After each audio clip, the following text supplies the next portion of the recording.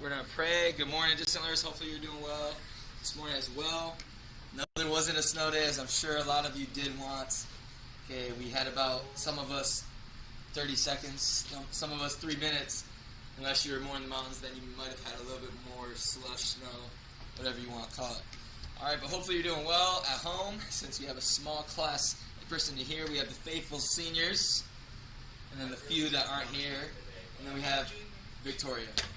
That's all I have. The juniors are just very, they're very new in mind. The only people who have ever been absent in the seniors and the Yep. The juniors this year really like to not be here. We've had some that haven't been here since day one. Isn't that right, Christians? I'm just kidding. That's no hate against you guys. Okay, all we have for today, we're going to pray here in a second. But all we have for today, I'll give you guys kind of the schedule for Bible, same thing in history a little bit later. Okay, today all we're doing is reviewing for our quiz tomorrow over lesson 13 from last week. Okay, we're going to review for that quiz, have that quiz tomorrow. Okay, then Wednesday and Thursday, okay, one of the days I'm going to review with you. The other day will be a study day for you.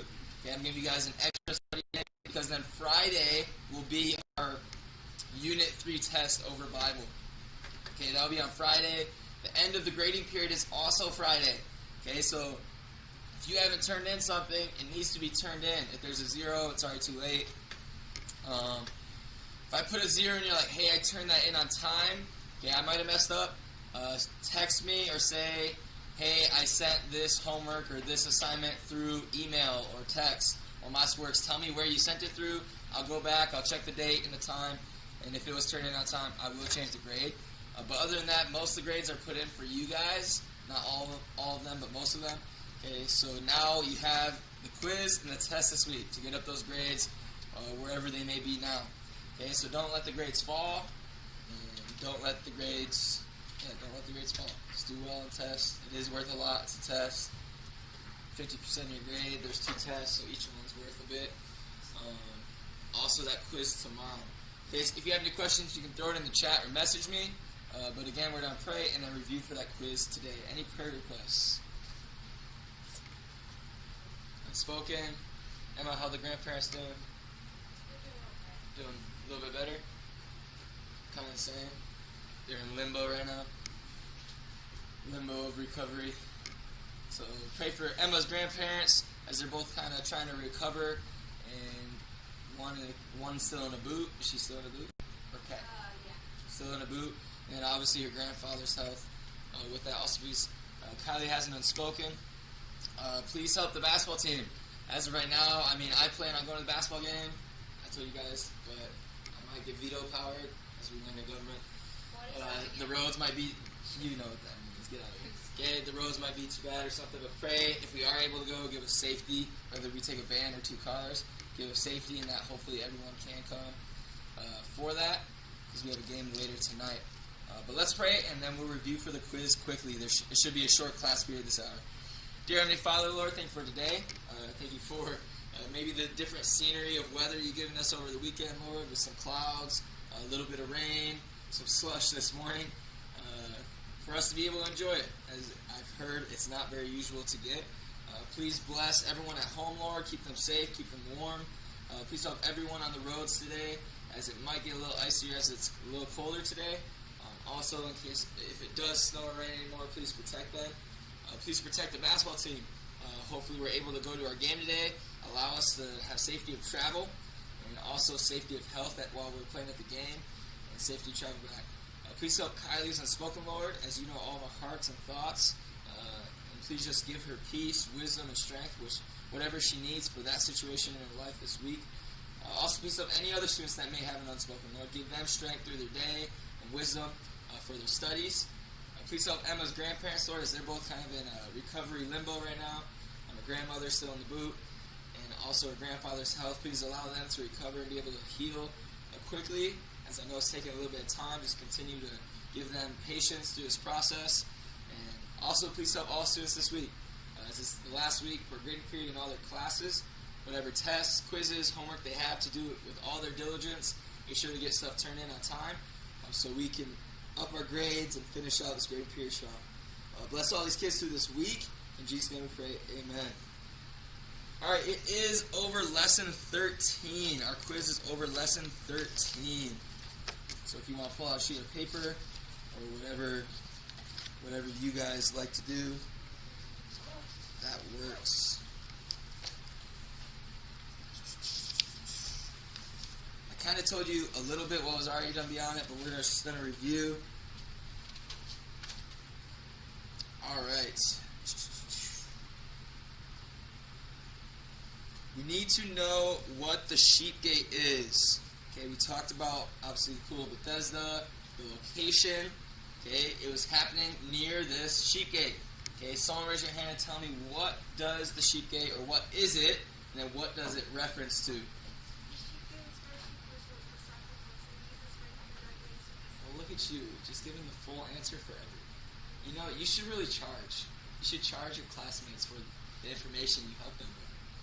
Alright, if you didn't hear, okay, the sheep gate, okay, obviously was the gate that was used to bring in the sheep for the slaughter, okay, for sacrifices and everything done. Okay, but the reference is that the Lamb of God, as Jesus is referred to, the Lamb of God, would later on carry our cross and his cross through that same gate. Okay, so know what that sheep gate is, know what it references to. Okay, we talked about, obviously, who this lesson? Layman. Okay, Jesus, yes, you're right. Talking about him all year. Okay, but the layman, okay, we see him in the story. We see that he's lame for a long time, 38 years.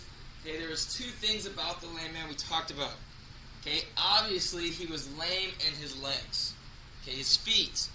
Okay, what does feet in the Bible, as we read through the passage in chapter 5, it mean? It means to go. Good. Okay, the feet means to go. Okay, but we also talked about, so know that just learn the feet. Anytime you see the feet referencing that he was lame, it means go. Okay, you can't go somewhere, obviously. Okay, and then we also talked about he was lame in the what? Later on, the conditions of the man in his hands. Okay, we talked about his hands. Okay, what does it mean, or what does it mean in that passage of the Bible that we read, I talked about last week? What does it mean when we're lame in the hands? That we're in the man's inability to what? To do, or to work. Okay, you'll want to know that as well. The difference, the feet is to go, the hands are to do. Okay, we talked about, okay, in John chapter 5, in the beginning of the verse, it said these two words, after this. Remember, meaning what? Okay, it's around a year later. Okay, in this day, we talked about he was eating with these people, or these people were eating. Okay, what was this day of significance a year later that we talked about? We talked about before. The Passover, you'll want to know that.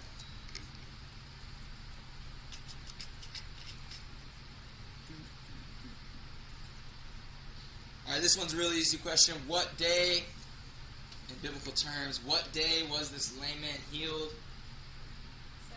Sabbath, good. The Sabbath.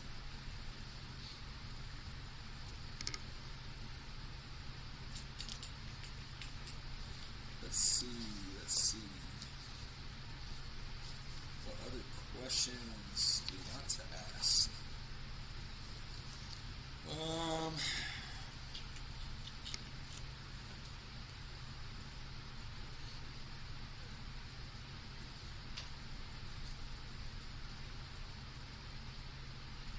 Okay, there will be two short essays. Okay, one is going to be list and describe 3 conditions of the man. Okay, remember we talked about like 7 of them, like impotent, blind, halt, which is crippled and lame, withered, waiting, all those different ones. Okay, so on this short essay, list 3 and then describe what that meant in the spiritual reference. Okay, we talked about all of them, what each one means. Obviously, the spiritual reference also goes to the definition of the word a little bit. Okay, like impotent means powerless and weak. Okay, the man admitted that he could not save himself.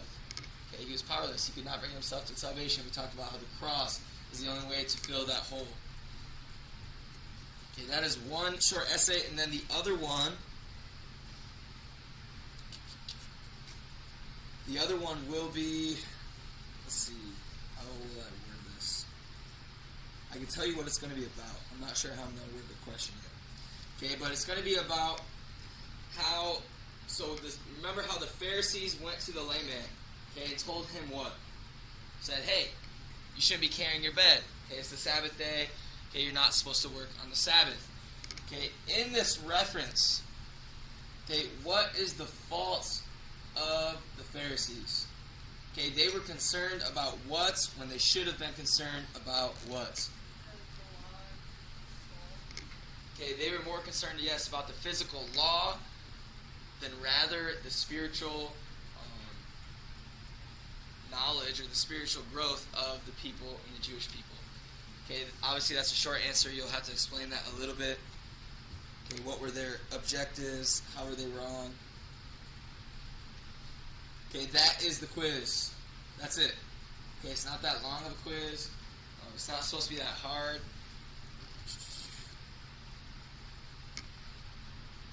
Jacob messaged me.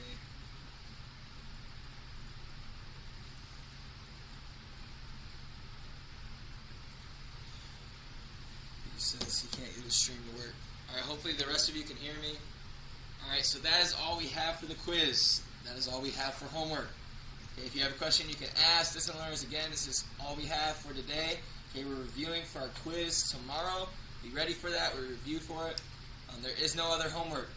After the quiz tomorrow, I'll probably give you guys the day off for Bible, and then we'll be back for government. And then Wednesday and Thursday, we'll review for our test on Friday. If you have any questions, let me know. Okay, check My School Works. If something isn't graded, that just means I haven't gotten to it. If it has a 0 and you're like, hey, I know I turned that in, again, message me. Say, hey, Mr. Coral, I turned this in through text, My School Works, email, whatever you sent it through, and tell me when you sent it. Okay, I'll go back and check, and then if it's there, I'll see. I'll be like, oh, yeah, you sent it to me. Let me fix your grade. Okay, I'm trying to keep up with all of it. With extra distant learners after Thanksgiving, it has made it a little bit more difficult. So, again, if you have any questions, let me know. We will see you next hour. That is it for today.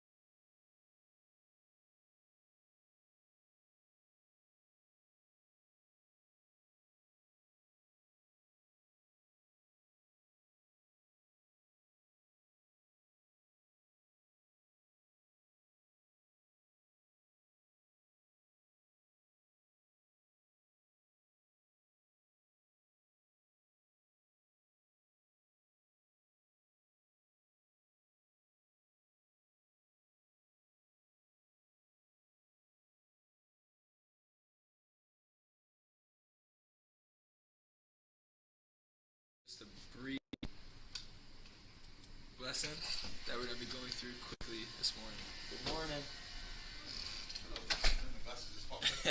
Can't see anything. How you doing? How you doing? Yeah, I'll let you know in a little bit here whether we're going to go or not. Yes, sir. I know I got at least one parent that would be uncomfortable with us taking cars.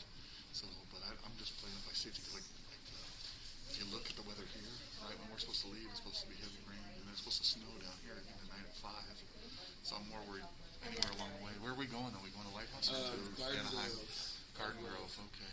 Is that gym we had to get special stuff for or something? Or is that This is another team. Yeah, another team's using this one. They're renting it. It's an away game. okay? But we'll let them know because that way they know and they can cancel. But if he has to eat the payment, then we'll help him with that. But I'm just gonna make sure Pastor Brittany and I are on the same page. But I'll let you know as quick as I can. Sir. I'm just following the weather report, trying to see what's going on. Like Yeah. right now, it's lighter here than they said it would be too. It's been tricky all week. It said it was gonna rain and snow and all that stuff, and it didn't really do much of Yeah. any of it. But It did a little bit though. Yeah, I did like up at like people that live on the bench and Yeah, that Upper way, Cherry and this Valley. way, Yeah. those ways. What I know it's guys only, but how many guys does it end up being? It would just be one van. We're only taking one van. So If there's there was like a van, 12 12 guys, guys, and me, Randy, and driver. Okay. I mean, I don't mind that part. I'm just worried about, the van will be just as safe as cars, but just making the decision based on weather then. So, Sure. but I'll let you know here in the next hour or so. Sounds good. Because I know that guy, if he already paid for the gym, he might eat the money. So I'd rather help with that than put us in danger. Yes, sir. So, Sounds good. yeah, we don't have very many of those, but every once in a while, like tomorrow, you got a game tomorrow, right? It's supposed to be perfectly sunny all day tomorrow. So, high 40s or something. yeah, so we'll just see what happens. Sounds good. All right, man. Thanks a lot. No problem. Sorry about that homework thing. I don't know why. Oh no, it's okay. I could tell this. I copied and pasted. No, I did. From the other class. I copied and pasted everything so it was in the same format, and I must have not saved it before I Yeah, committed. that's okay. The other part. We just said, cancel. Just- I mean, I didn't do notes that day anyway, so it's Yeah, fine. that's good. Then the quizzes are up there on the top. Perfect. Well, both the ones they took and then the extras are there. Perfect. Thank you so much. No problem. Thanks. Yes, sir.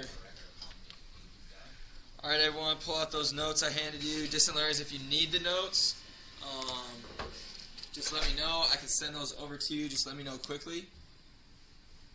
But we are finishing our last chapter.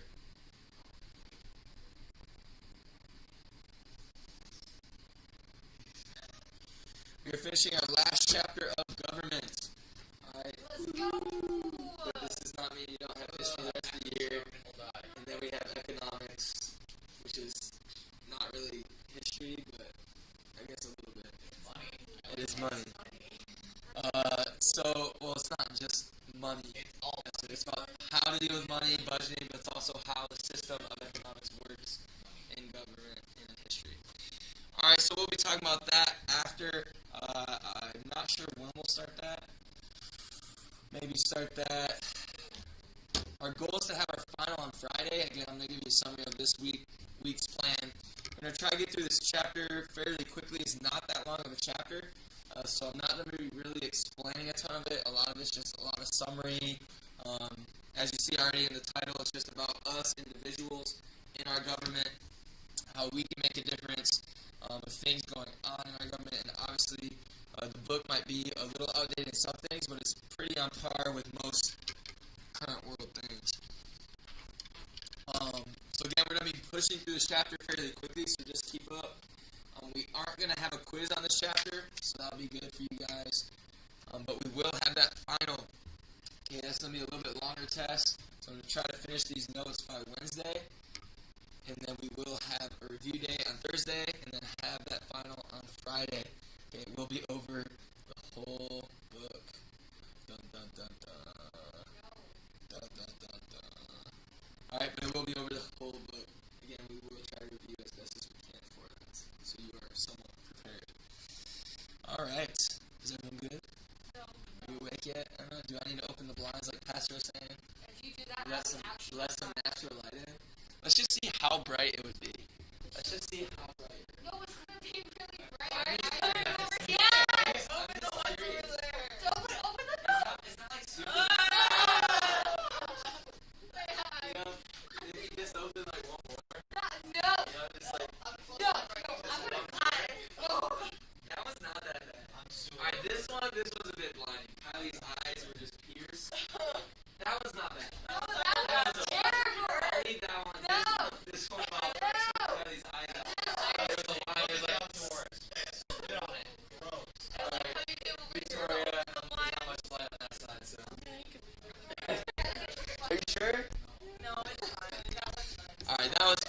see some if it gets too bright, you know, No, if my you just, eyes if you just can't see, you know, that's good for your eyes. My eyes are That's good for your eyes. wide.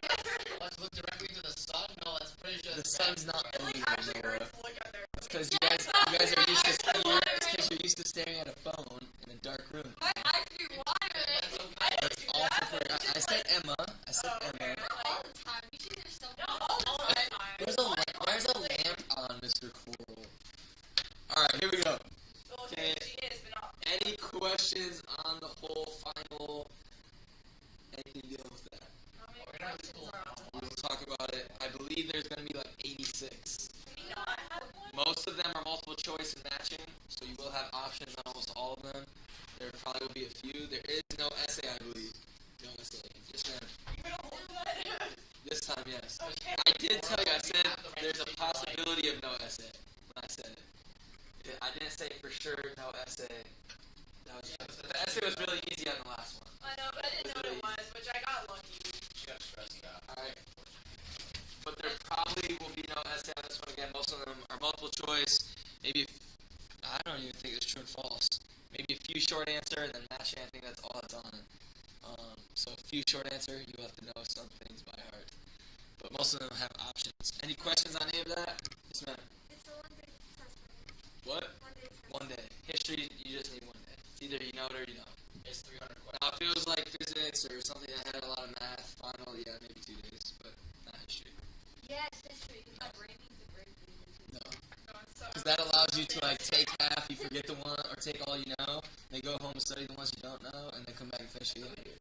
Yeah, that's not what we're doing this year. History, you either know it or you don't. That's how it works. But I will know if It's I memory. Okay. Alright, but let's move along. Again, listeners, if you want the notes, message me. I kind of gave you a little bit of time if you needed them, so I can send them to those who need it. Grace, I'm sending them to you right now.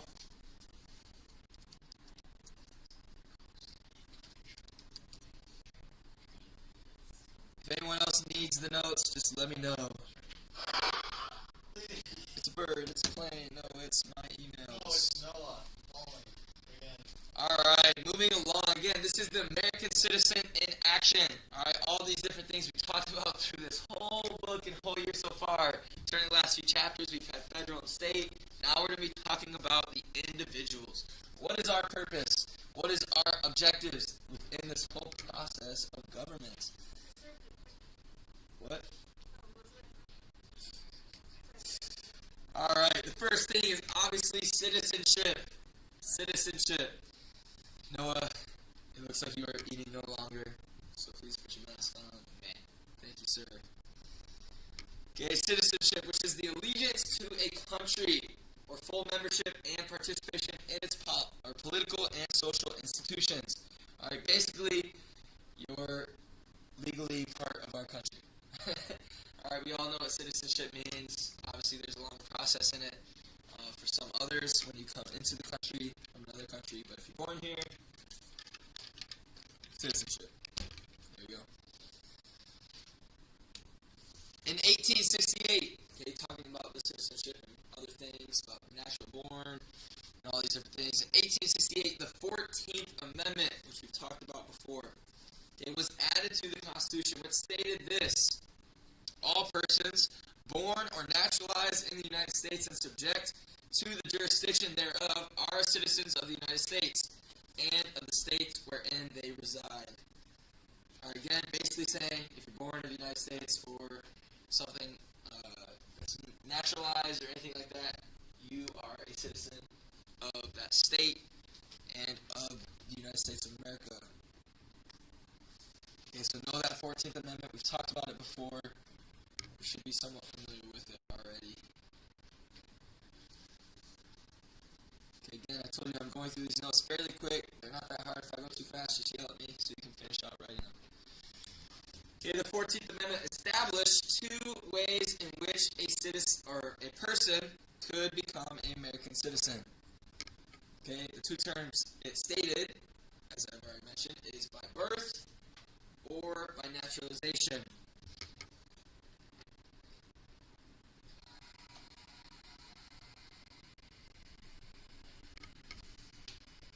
Okay, which we're going to learn two different laws, okay, that kind of cover this, what they're referred to, what they're called, or the principles that the ancient English laws made. Everyone good with this one? It's a shorter one. Everyone good? Sometimes I don't know because you're also drawing on your notes, so I have to make sure. Okay, more than 90%, that is a large number, but more than 90% of Americans are citizens by birth. Okay, not really a shocker, okay, but it is true. Okay, about 10%, which that doesn't mean it's a little amount of people. Okay, the United States is very big. Okay, lots of population. Okay, but 10% of the population is from other things other than being born here. Okay, I guess that would be a little shocker, as we are a country of freedom. A lot of people want to come to. Yes, sir. Most countries go by the you'll be born here, be a citizen kind of thing. What if you're born in like no man's land, like Arizona territory or something like that? What do you mean? What's no man's land? Give me an example. Something that doesn't places of the world that doesn't belong to anyone, like the middle of the Pacific, like that doesn't actually belong to anyone. If you're born like a ship there, so I don't know. are you I mean, you could become a you just become a citizen of somewhere else. That's probably what happened. Or you just wouldn't be from anywhere if you stayed there. nowhere? If you stayed there. What nation do you hail from? I don't. But that means your rights would be protected by no one as well. That mask is backwards if you didn't know. It is. Up Oh, there. There you go. I forgot my actual master today, so I had to So you're matching me today, man. What? You're matching me. Got the beat mask. I feel so sorry for you. We're twinning. That's winning today. All I gotta do is wear it. Alright, but this is the law we need to know of the ancient English law. Okay, this idea of people being born here, anyone born within the 50 states or American territories is considered a native-born citizen. Okay, this principle, you need to know this. This principle follows the ancient English laws of jus soli. Jus soli, meaning the laws of soil. Okay, being born here, you can remember, okay, you have the law of jus soli, okay, which means the law of soil.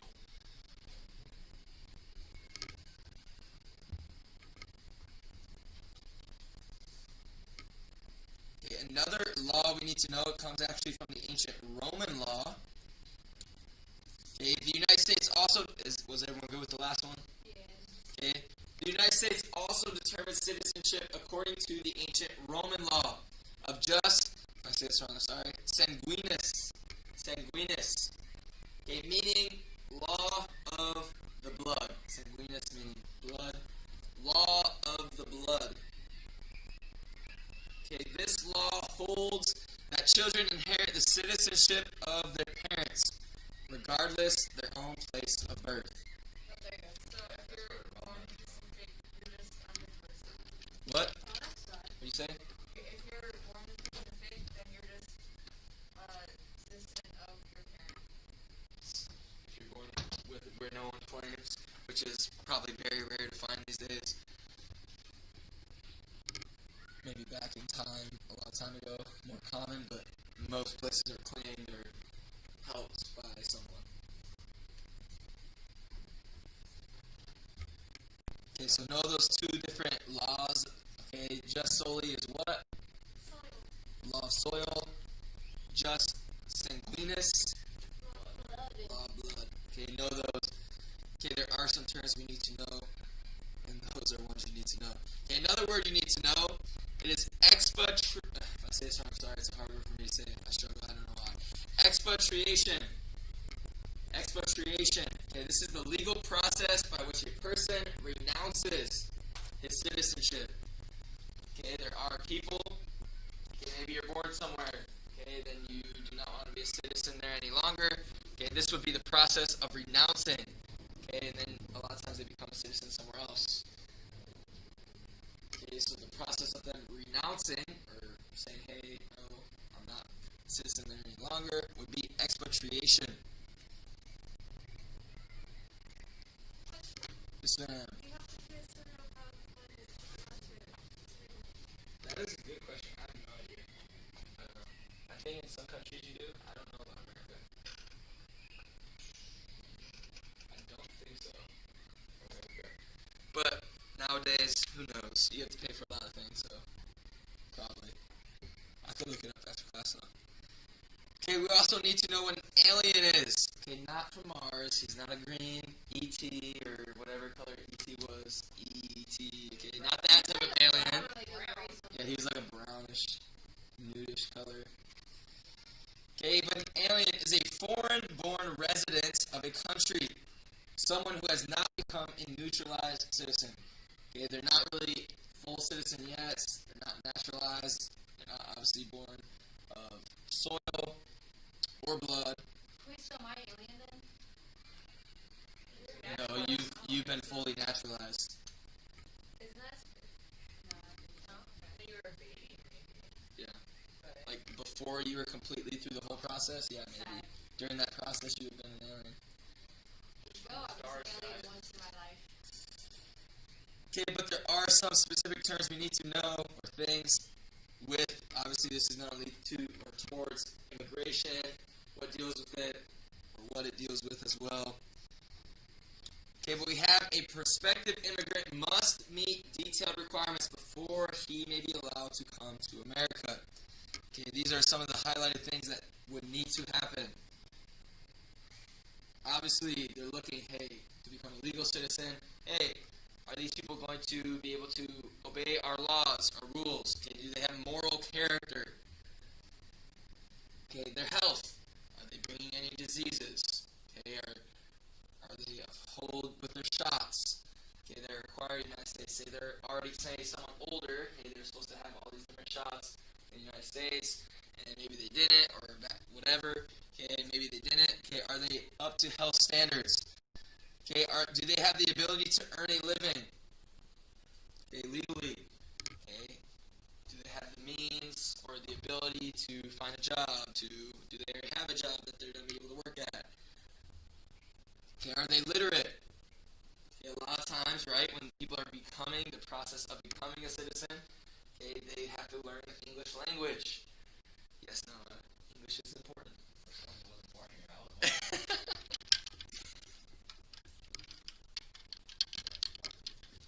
Okay, which I'm sure a lot of you guys have seen before, even when full adults are going through the process. Okay, they'll have sometimes a night school the process. While they're having a job, okay, they meet some of these requirements. They have to get lessons through, the history of America. Okay, also through English, knowing the language. Okay, they cannot have a criminal record. Okay, if they do, it has to get basically like, hey, okay, we'll forgive this situation, or you paid the price already. You've gone through the process already. Okay, you cannot carry or carries no mental or contagious disease. Okay, again, anything that could affect or harm someone else. Hey, is this person, basically common sense, okay? Is this person harmful? Okay, are they bringing anything to our country that would be harmful to us? Okay, are they going to be able to live and survive in our country legally? Okay, all these different questions. And then lastly, not a teacher or advocate of anarchy or violent revolution. Okay, just like when you have like neo-Nazism or any stuff like that, right? Anything that is against how our government is supposed to run, what our country believes in. Just like we have sometimes, even in our world today, like newer associations that believe in wrong ideas. Okay, is this person from something like that? Yes, ma'am. I mean, they could, but sooner or later, whether, say, maybe they get through that process. Remember, you have to meet all these requirements. So say you do, okay, I mean, then if you get caught, you're going to go through just, like, our country's government, the process of being not persecuted, but judged and all that kind of stuff as a citizen of America. But if it's, like, something really bad, I mean, they do their background check pretty well. That's why that's why you have, like, a high rate of illegal immigrants, because they don't always pass all these things right away, and then they kind of come, and then sometimes they come legal after. You know what I mean? They kind of like mark off or check off some of the marks while they're here illegally. Obviously, there's different perspectives on that, but to come right into the country and become a legal citizen, this is what the requirements that needs to be met. If that makes sense. Does this always happen? No. Should it always happen? That's debatable. Okay, which will bring us to some different ways to come into our country, not as a citizen. You guys should already know them. Any guesses? What do we use to go to other countries, not as a citizen? Passport is one of them. Okay, what is something maybe that is used for college students? Or, there you go, visas, good. Okay, visas. Okay, there's so many different types of visas. Okay, there's school visas. That is probably one of the main ones of the U.S. School visa. Okay, you have work visas. You have different types of green cards. All right, there is a lot of different types of visas that people will be on, but school is the main one. Okay, this is the right of admission. Hey, I'm allowed to be here. Visa. Boom. Okay, and a passport is a travel document for identification and safe passage. Like if we want to go to other countries, when I went to Jamaica, I had to have my passport. Okay, whether it was needed or not, okay, that's stuff you need to go into other countries and other areas. Okay, remember we're talking about this process, these two processes of becoming a citizen. We had our natural or born here. What was the other term we saw in the 14th Amendment? Naturalization. What is naturalization? Yes. Okay, it is the process where a person changes citizenship from one country to another. Okay, obviously we've talked about some of the requirements of that already. We're going to talk about more of them and what they have to go through, some offices that deal with this. So, but you need to know what naturalization is. That is something you do need to know. Okay, so we have immigration and naturalization. Okay, there's a service. Okay, this service of immigration and naturalization investigates applicants for citizenship. So remember all those things we just talked about. Okay, this would be one of the organizations. Okay, that's doing all the research, that's doing all the background checks, that's going through the physical and mental part. Okay, do they clear all these different things?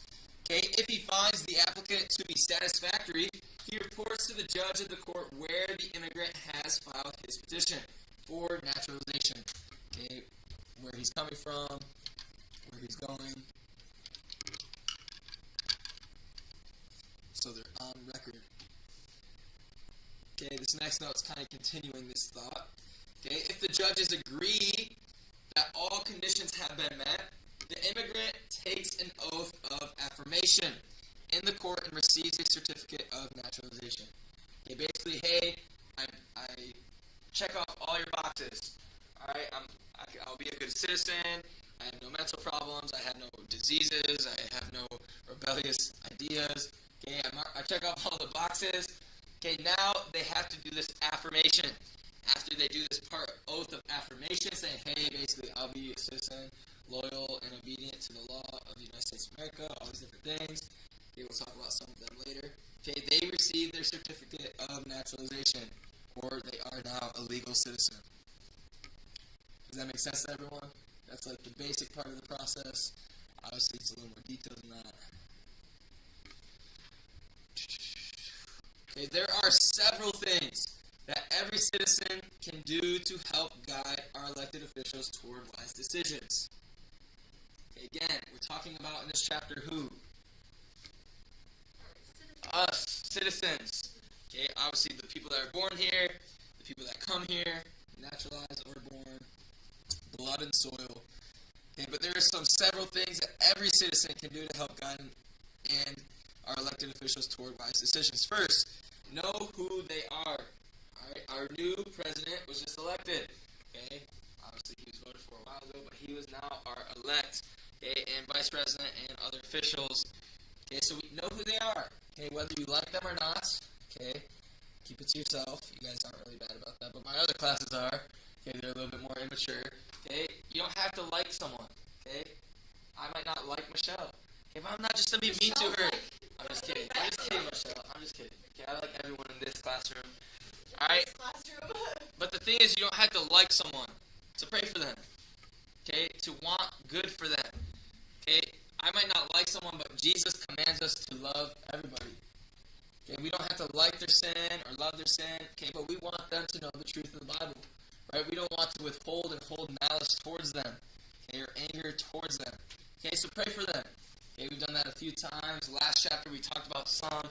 Obviously, some of them were outdated. I couldn't find like the one that Kamala Harris to her office. I think was she the Attorney General or something like that. Okay, I didn't have what she filled. I don't remember. I couldn't find who filled her role, or if they don't have someone officially yet. But with that, pray for them. Pray for your state.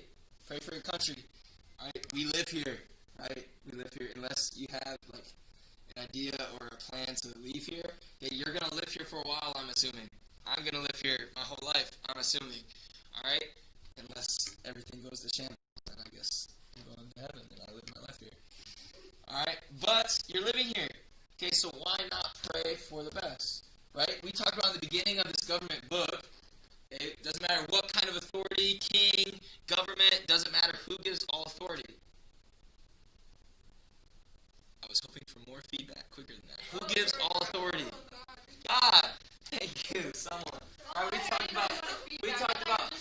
talked about so many different books and chapters in the Bible and verses in the Bible in the beginning. Maybe I need to do some memory verses, add some memory verses back on the government final. We'll see. All right, maybe we'll just cover over them for fun.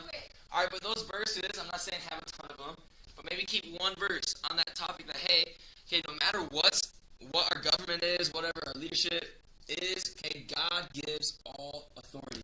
All right, remember that, know that. Okay, and then pray for those in the position, whether you like them or not. Okay, again, you guys, I don't think have as much of a problem. Maybe you just keep it to yourself. Maybe you guys are the worst, and just keep it to yourself. All right, but again, you don't have to like them. Okay, just like I don't like Michelle, which is not true. I'm just for an example. Okay, I'm still gonna pray for her. Okay, I'm just still gonna pray for someone that I don't like. All right, that's what we're supposed to do as Christians.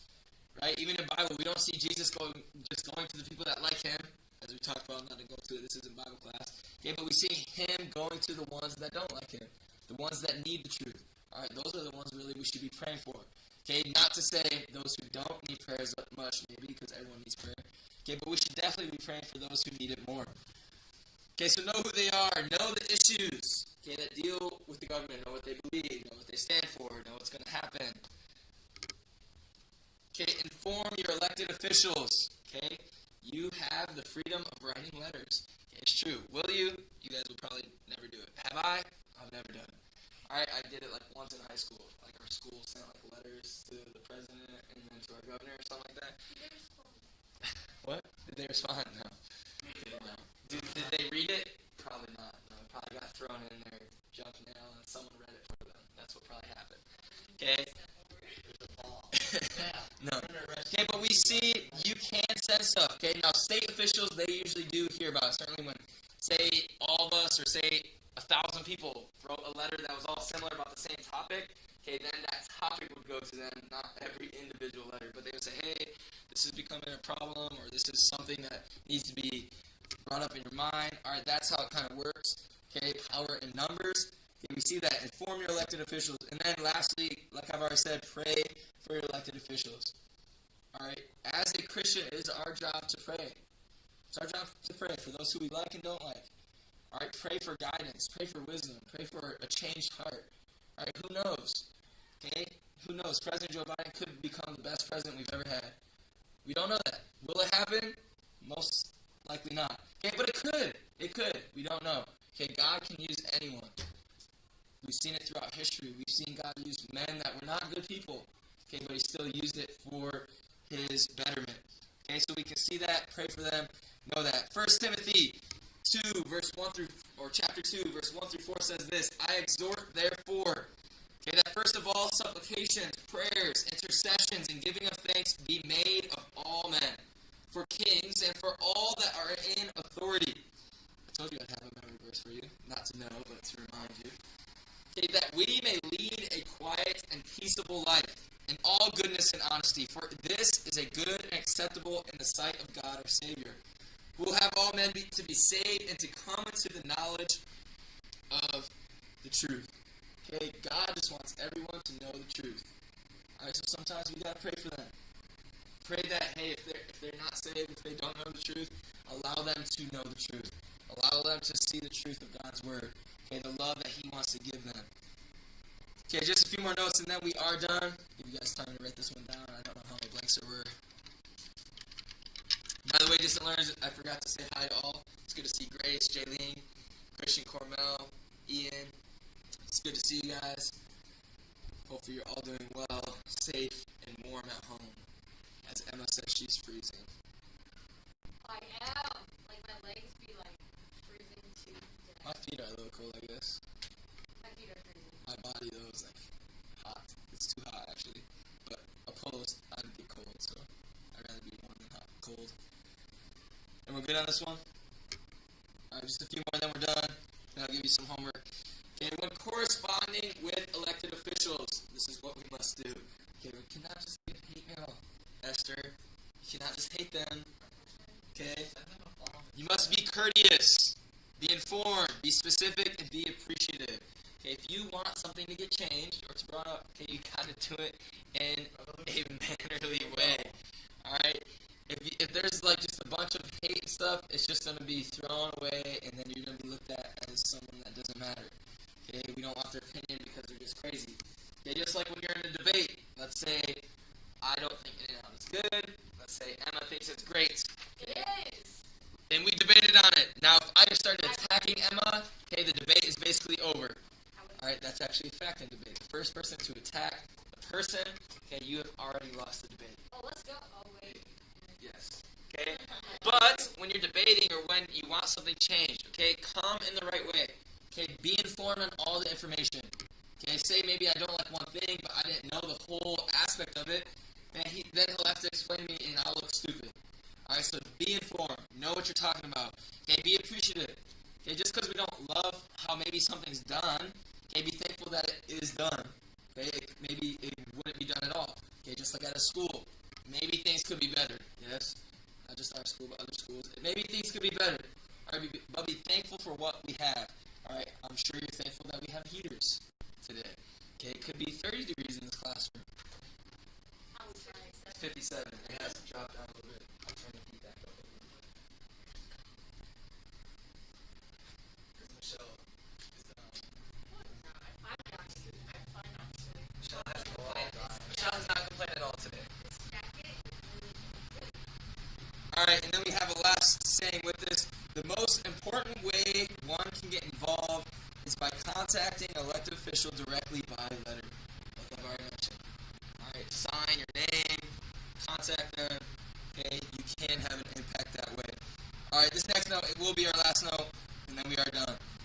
Okay, so talking about these appointed officials, praying for them, we do need to know the two types of appointed officials. Okay, we have a bureaucracy and our judiciary, which we should already know what those are. We've talked about them multiple times throughout this book.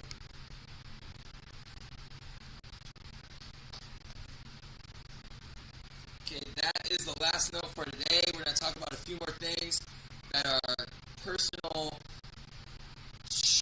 would you say, things we have to do as citizens, some things that men have to do, some things that women have to do. We're going to talk about those tomorrow. Okay, again, talking about the citizen, about us individually.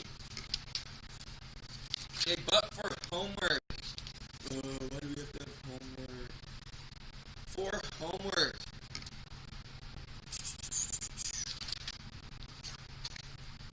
I want you to do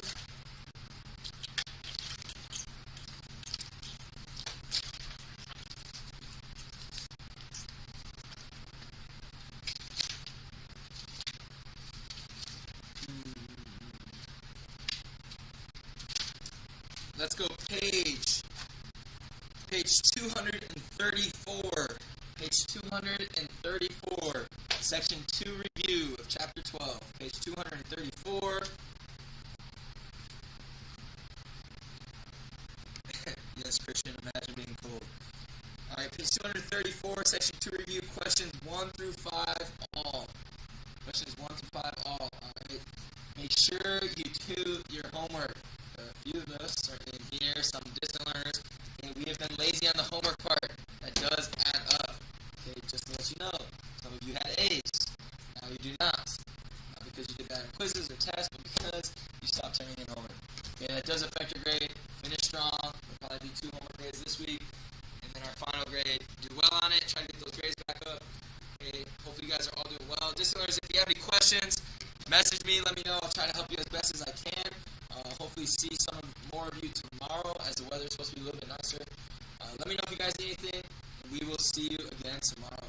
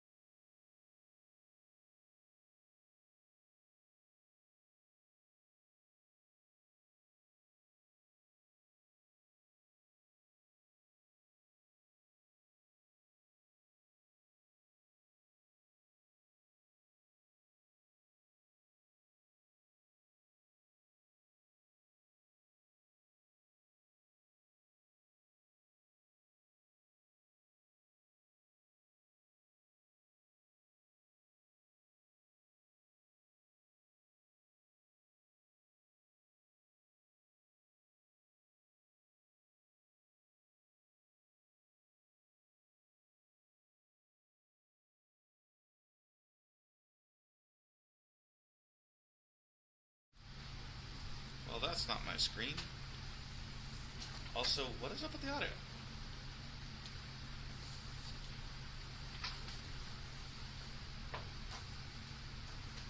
What?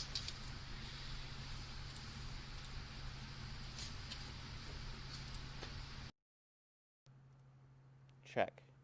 There we go. But it is very quiet. Testing 1, 2. Check. Oh, wait. You know, I've seen this before.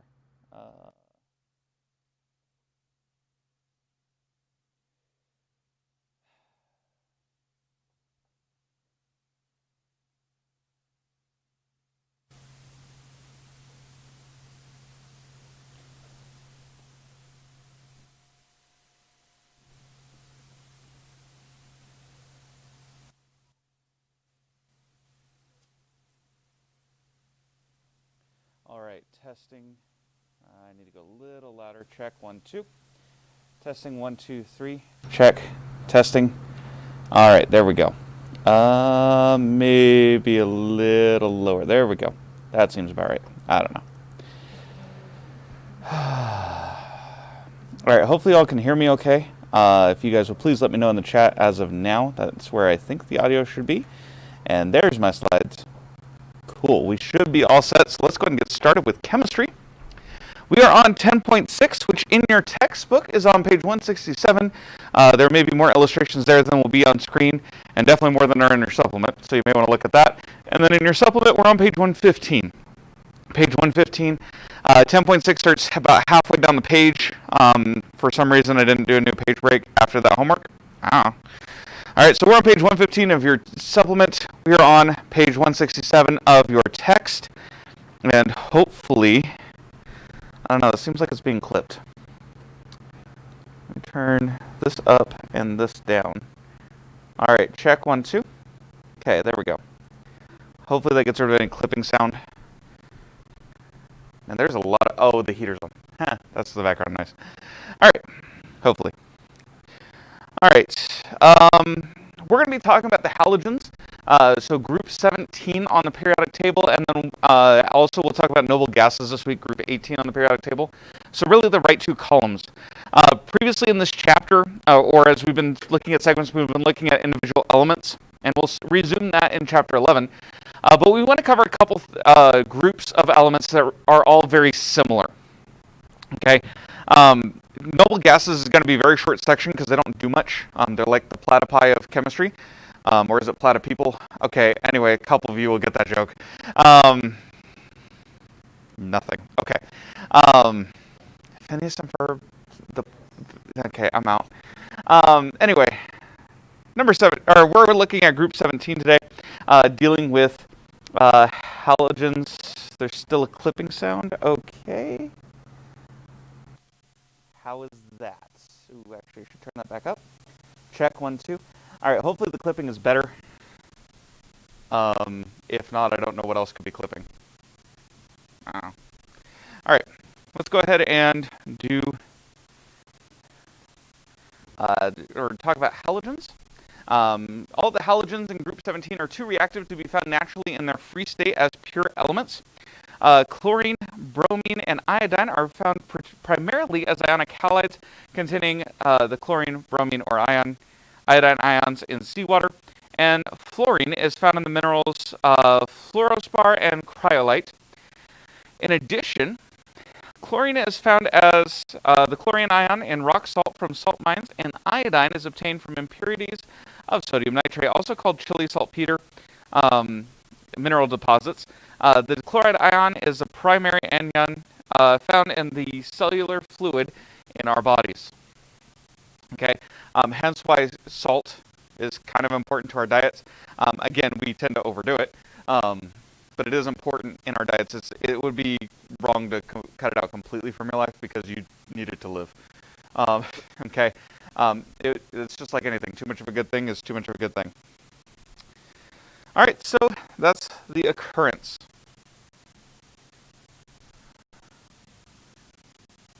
All right, I don't know what else to do about the clipping, guys. Sorry. I mean, Windows isn't doing it. Windows can't be doing it. Let me try turning down Windows a little. because the board's not doing it.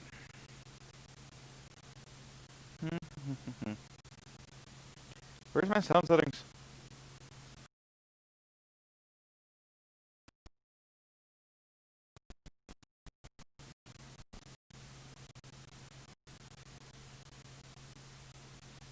Device properties. Let's turn this down to like 80. Let's see if that helps. Alright, and now it's too quiet. There we go. Alright, hopefully that combination of things works. We'll find out. Alright, moving on though. Properties. The halogens are as a class are the most reactive of the non-metallic elements. All are highly reactive and toxic. Their toxicity decreasing down the group from fluorine to iodine. Fluorine is the most reactive of any element, reacting directly and often very vigorously with all elements except helium and neon.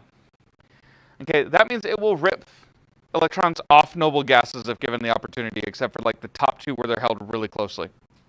Okay, and then we use it on our teeth. Anyway, that's actually a good thing. It strengthens the enamel of your teeth by replacing calcium ions with fluorine ions, which actually makes your teeth stronger.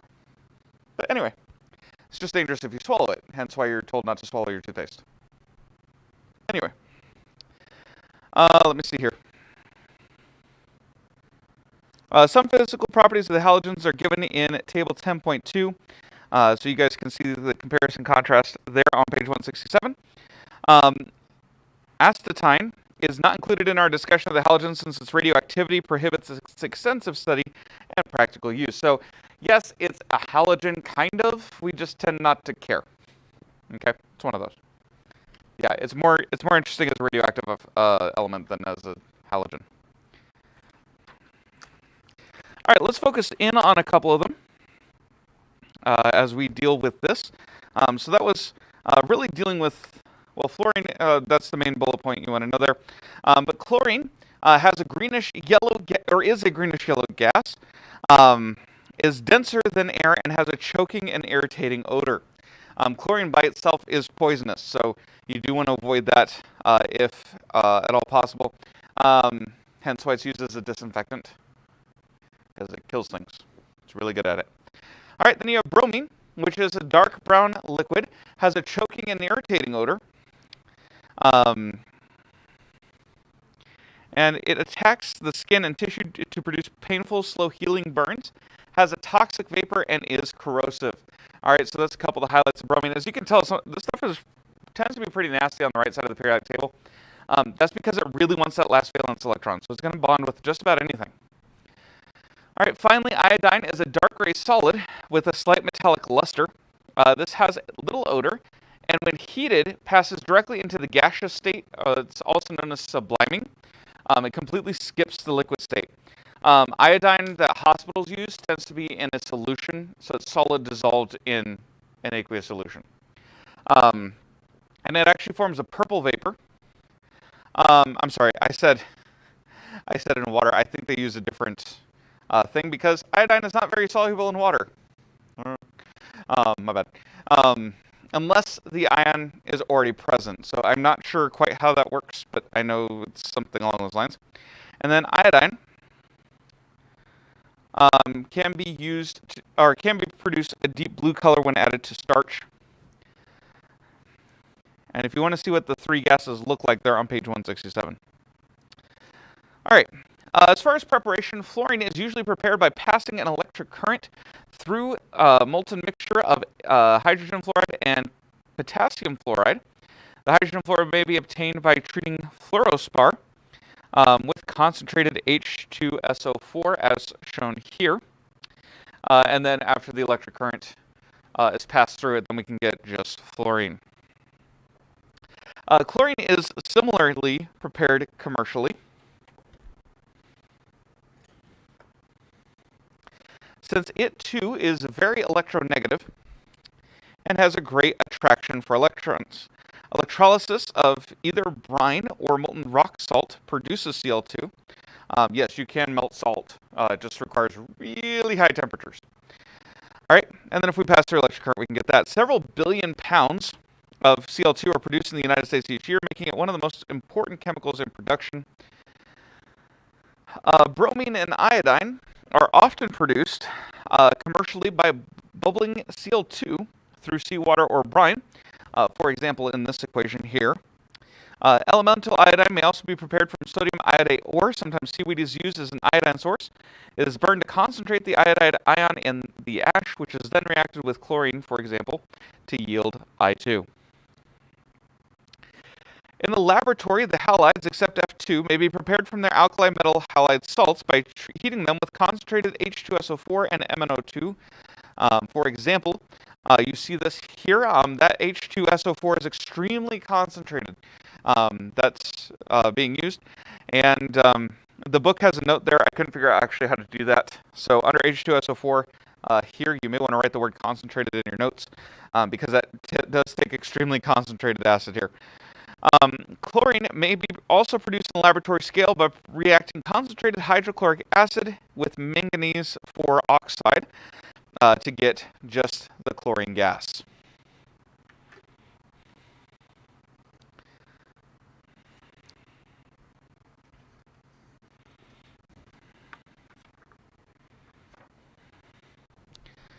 All right, so let's get into some of their uses. Why would we care about some of these? Most of the time, it's actually disinfection or, again, strengthening.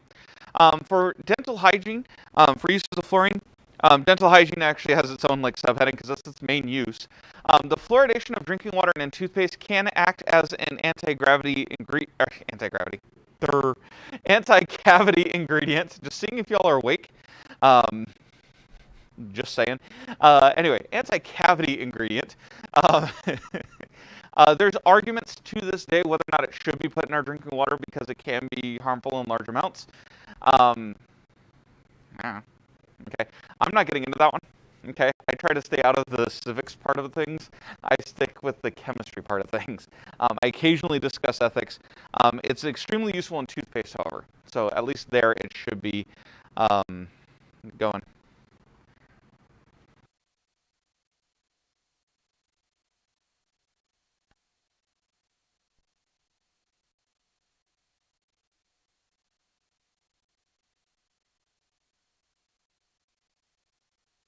All right. Let me see here.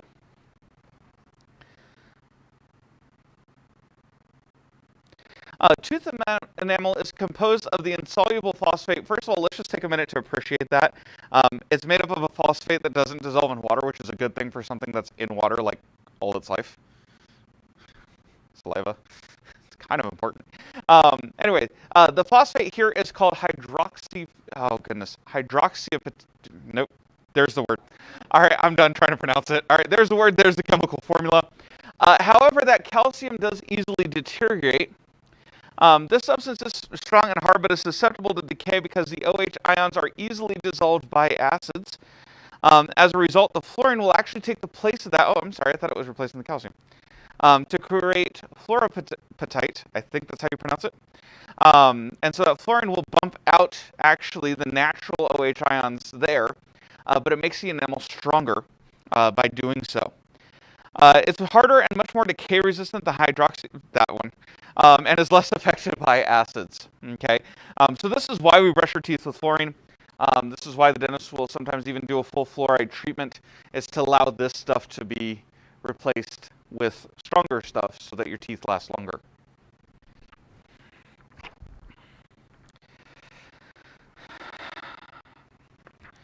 All right, in addition to dental hygiene, it's also is kind of still used, that's how I'm going to word that, as a refrigerant. Freons were used until the 1990s, which were chlorofluorocarbons. That is the one time I will say that word. From now on, I will say CFCs, because that's what the rest of the industry calls them, because you try saying that word 20 times. All right, so two of the most common were Freon 12 and Freon 21. These were banned by the Montreal Protocol. Yes. Yeah.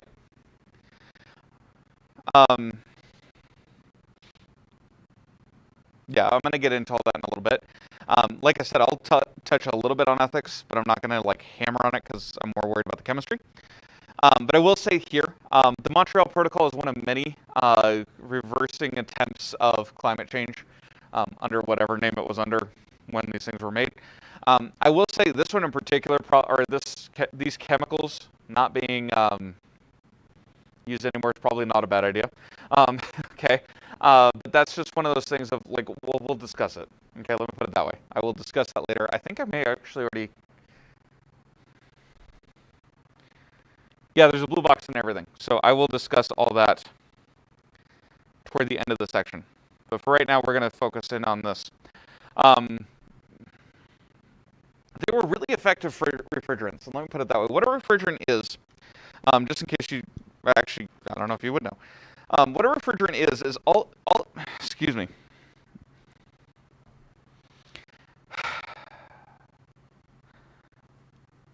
A refrigerant is a chemical with a melting and condensing point that's close to room temp. And what it does is by just changing the pressure, we can change its state. So in part of the AC unit, it's going to be liquid, and part of it, it's going to be a gas. Okay? And what that does then is when it's under pressure, then it's a liquid, it can be transported back to wherever, and then when it needs to absorb heat, it can be put in a low pressure environment, it'll pull heat from the room to be able to evaporate, and then it'll be pushed outside, where it will then be forced to condense in high pressure, which then releases the heat outside. That's what a refrigerant does, is it's something that can change phases pretty easily with just change of temperature.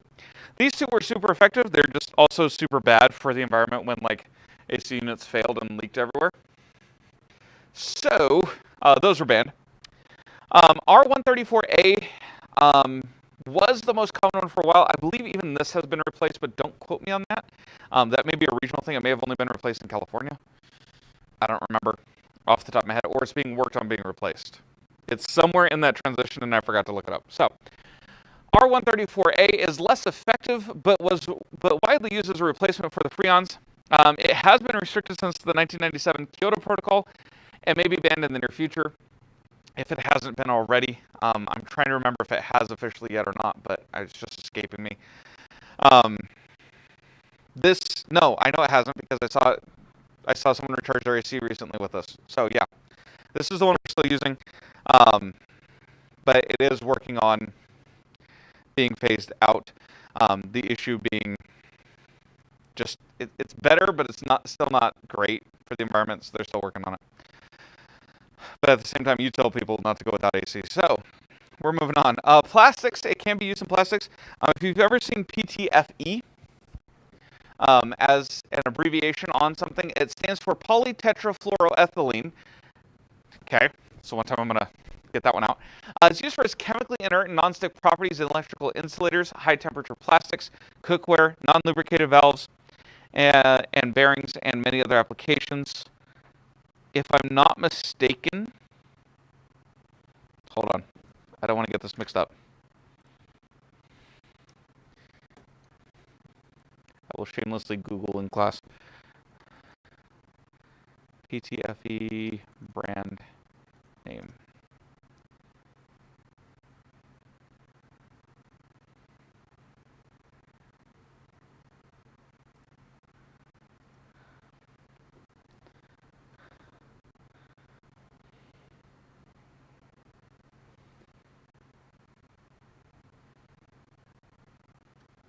Okay, Teflon will brand using this, but it's not their name for the chemical. That's what I was looking up. I was trying to look up if that's just a brand. But Teflon nonstick pans, that is usually coated with this. Okay, there's arguments about that too, but you know what? You could throw a bag of dirt out inside, and people would argue about whether or not it's a bag of dirt or a bag of concrete. So anyway, what are you gonna do? All right, next one. Perfluorocarbons are organic compounds having their hydrogen atoms replaced with fluorine atoms. These have the unique ability to carry large amounts of oxygen and carbon dioxide. This is actually a type of liquid that can be breathed instead of air or transfused in place of requiring donor blood. Experimentation is still heavily ongoing with this, to my knowledge. But I do know that this has already at least been documented at least once as a torture technique. You basically submerge someone in a perfluorocarbon, and I'm not telling you guys to do this, I'm just telling you what they did. All right, looking at you. Um, but basically what they did is they submerged someone in perfluorocarbon. The person thought they died because it feels like drowning because you're inhaling liquid, okay? And it looks like water. Like, there's no smell, nothing. And so what happens there is then the person basically goes into this weird hallucinogenic state, thinking they're in the afterlife. And then they flip off the lid, rip them out of there. It feels, according to descriptions, about the same trauma as being birthed, because your lungs are switching back to air, and it burns as the transition happens. So you're disoriented, you think you've just been died and been brought back, and you're a lot more susceptible to suggestion, because you don't know what in the world just happened. So, yeah, I do know it already has been used as a torture technique, because why not? All right. What do you want me to do? It also, now it does have good uses too, like it's not just a torture device. It actually has been used to save the lives of very premature infants whose lungs are not yet developed to breathe air. Can also be used to treat victims of smoke inhalation, near drowning, or acute respiratory distress. It can be used as a temporary blood substitute.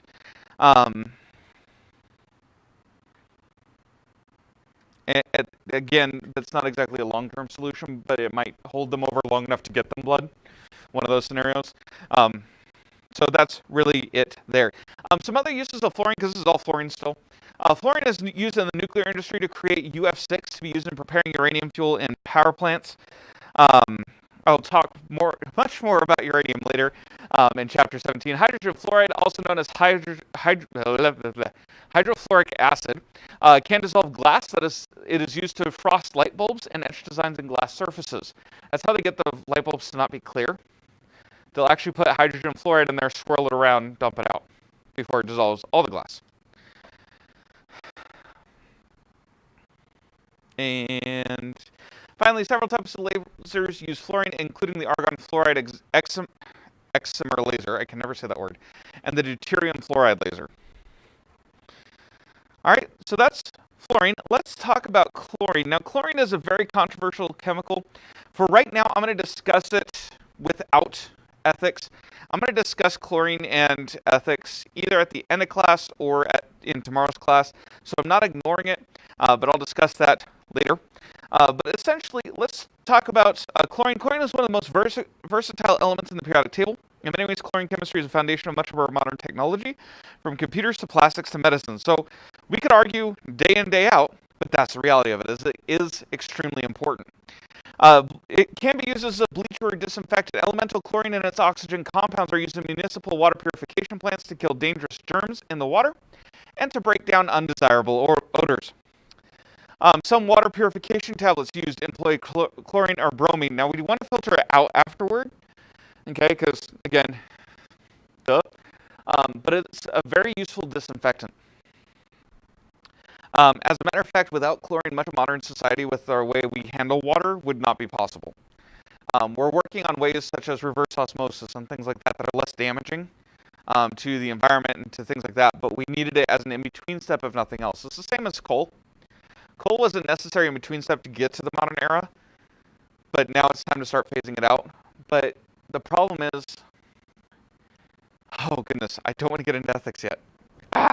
Okay, but the thing to consider is that if all of a sudden you tell the entire world they can't use chlorine to advance their societies, you're going to be stuck with societies that are stuck being less developed, because now they can't use the same tool you did to get up to where we are. Does that make sense?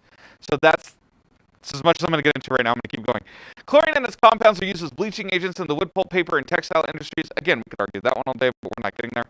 And around the house, chlorine is used in laundry bleaches, swimming pool treatments, and household disinfectants. It's actually extremely useful, especially in the era of COVID.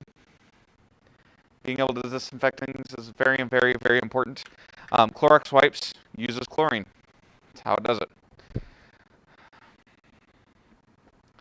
Specifically, the active ingredient in bleach is the hypochlorite ion, OCl. Okay, I said OCl and then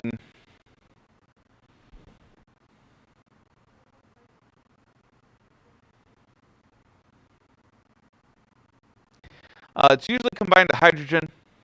Oh, here we go. Whoops, wrong button.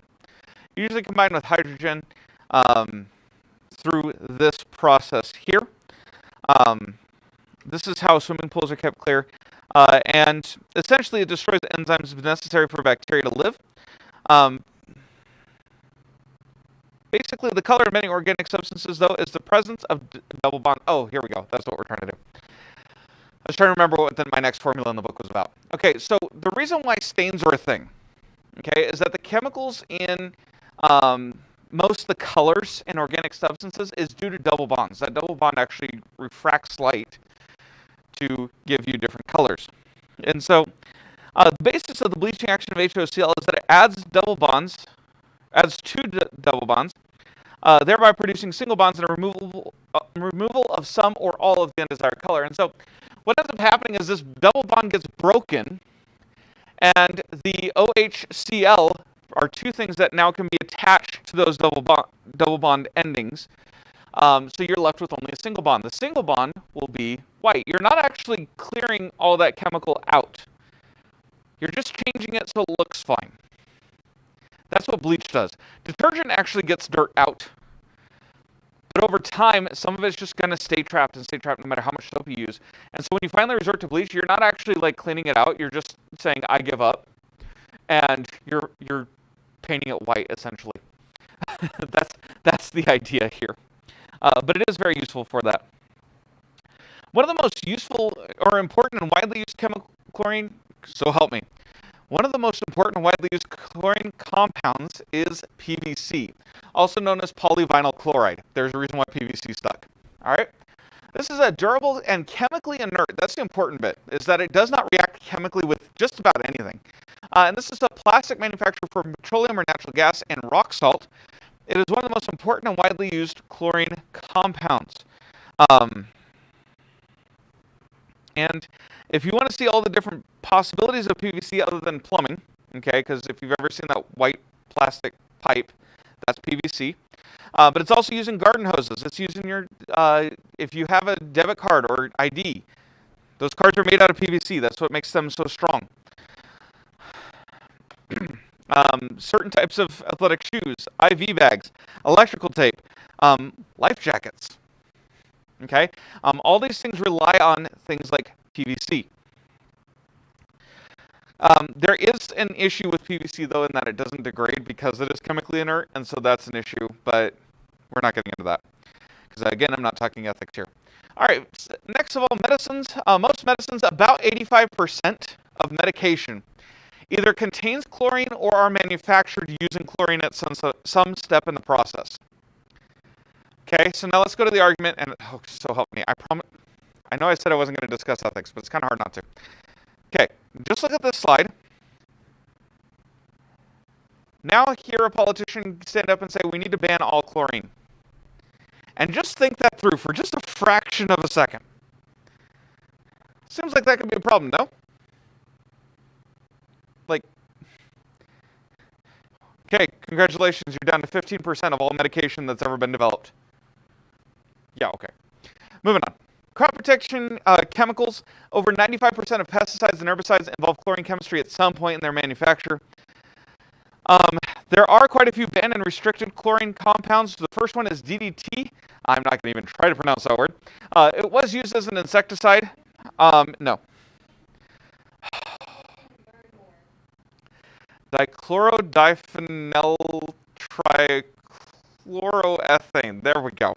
I really have to sound that one out. I have to sound that one out because I can't see the divisions as well. But anyway, there's a reason why DDT stuck. Okay. It was used as an insecticide and an insect repellent. The problem with that one in particular is that, yeah, it got into everything because it was so widely used.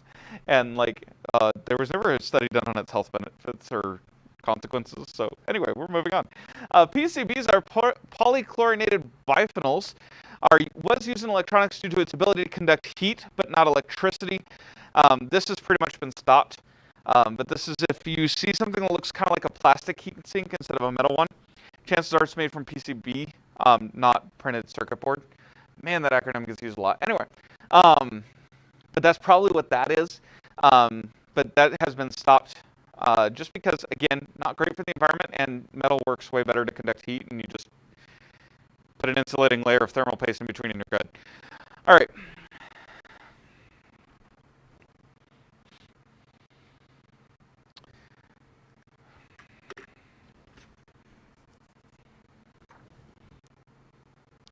Cool. Now, page 171 of your text. This is not in your supplement. This will not be on the slides. I should probably also hop off the slides. Here we go. All right, and we need to discuss really the consequences of ending chlorine.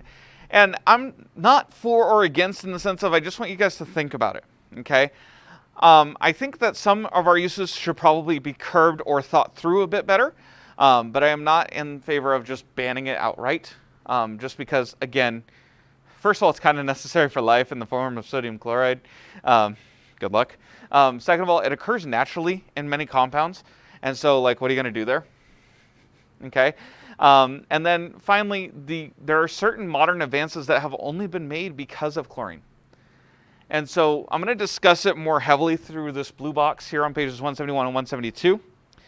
But really, I'm not trying to tell you guys, okay, use everything chlorine-based. Woo! No, I'm saying, look, practicality. Use what we need to. Let's stop using what we don't need to or that is harming the environment. Okay?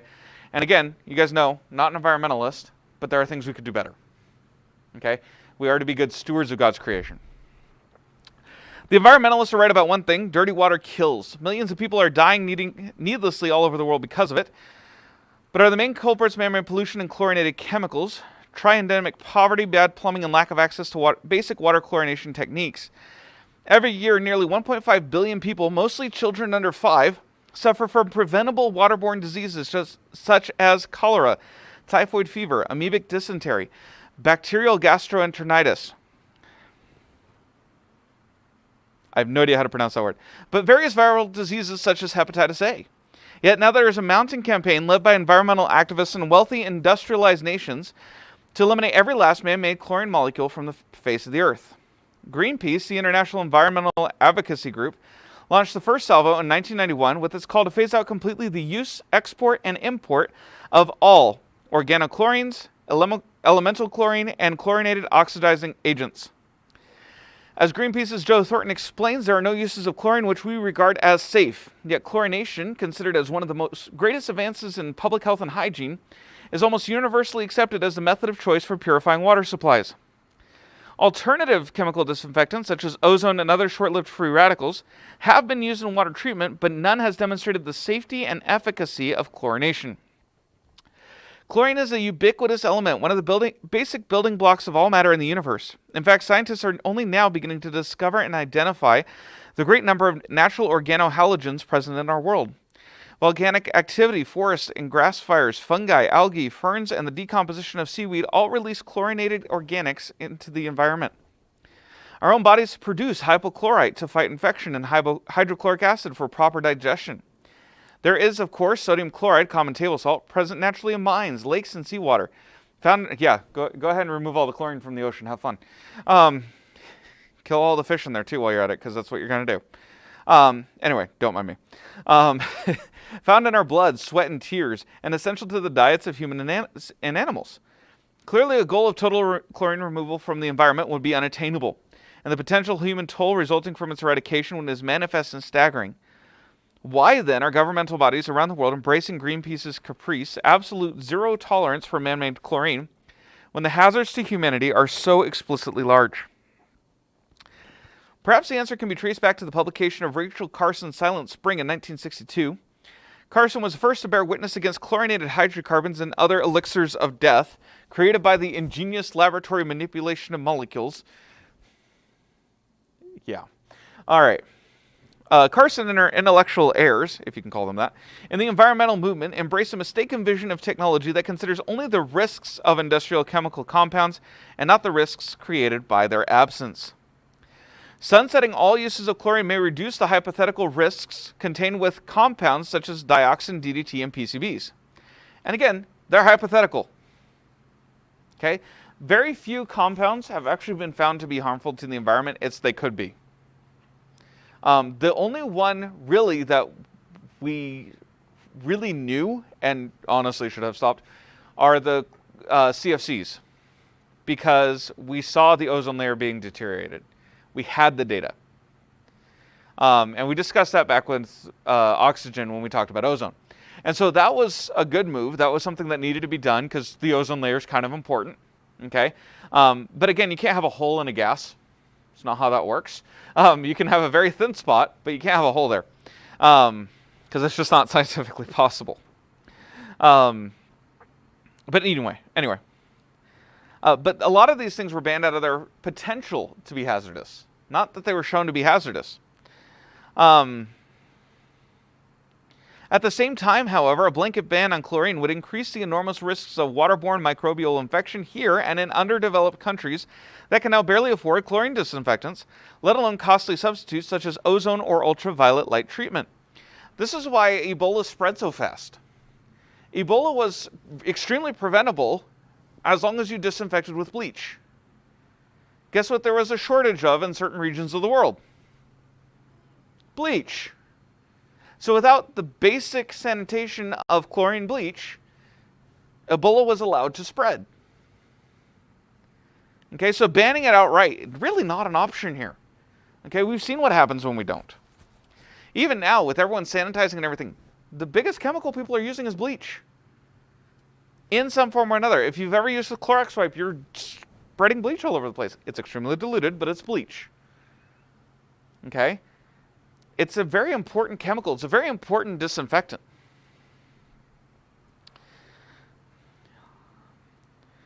But, telling them that they would have to go to ozone or ultralight distillment or ultraviolet light disinfecting or reverse osmosis as water purification. Again, you're talking about people who can barely afford the chlorine, if they can get it at all. So now, sorry, you can't have drinkable water. Anyway, I'm out. Even more daunting, a chlorine phase-out would halt the production of most plastics, pesticides, and chlorine-containing drugs. Now, I would argue that maybe the plastic thing wouldn't be a horrible idea. Maybe we could use some less of that or maybe something more biodegradable. But again, there are some things where you can't have something biodegradable. And that's really what I'm focusing on here. According to one industry-backed report, almost 85% of the pharmaceuticals manufactured worldwide require chlorine at some production. 96% of crop protection chemicals are chlorine-dependent. From safe drinking water, clean swimming pools, and pest-free crops to flame retardants and food packaging, quality white paper, and bright socks, saran wrap, plastic bottles, garden hoses, window frames, and sturdy plumbing pipes, the end of chlorine would actually spell the end of modern civilization itself. And that sounds like super drastic. But think it through. If all of a sudden now we can't sanitize water cheaply, and if all of a sudden 85% of our medications, not like of the medication in the world, 85% of like types of medications, like your ibuprofen, your acetaminophen, all those things, yeah, that would pretty much be the end of modern society. Because pandemics could come through like this one and actually wipe us out and not just scare everybody. I mean, you would have problems of people not being able to have access to clean drinking water. Okay? And that's already a problem in the world. We don't need to make it worse. All right, that's as far as I'm going with that one. All right, and that's the end of this. So I'll talk about the uses of bromine and iodide tomorrow, and we'll probably get into noble gases tomorrow as well. Keep in mind, you guys do have... Where's my notes? You guys do have Test 6 Thursday and Friday. Your homework from 10.6 and 10.7 will also be due on Friday. I'm giving you guys a little extra window to get that done before the start of the test, or before the test, excuse me. Normally I have it due before the start of the test, but I'm giving you guys until Friday to give you guys that little bit of extra time. All right? I will see you guys later. That is the end of class, so you guys are dismissed.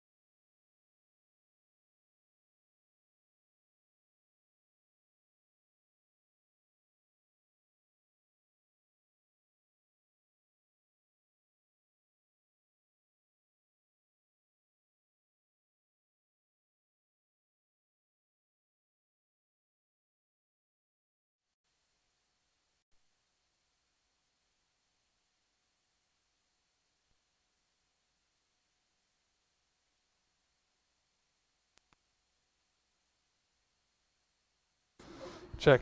There we go. All right. We're going to be on page 215, section 7.9. Finding the selling price based on the markup cost. Okay. A store manager knows what percent is needed to mark up the cost to make profit on the merchandise. To find the gross profit needed to make profit, multiply the cost of the merchandise by the needed markup on the cost.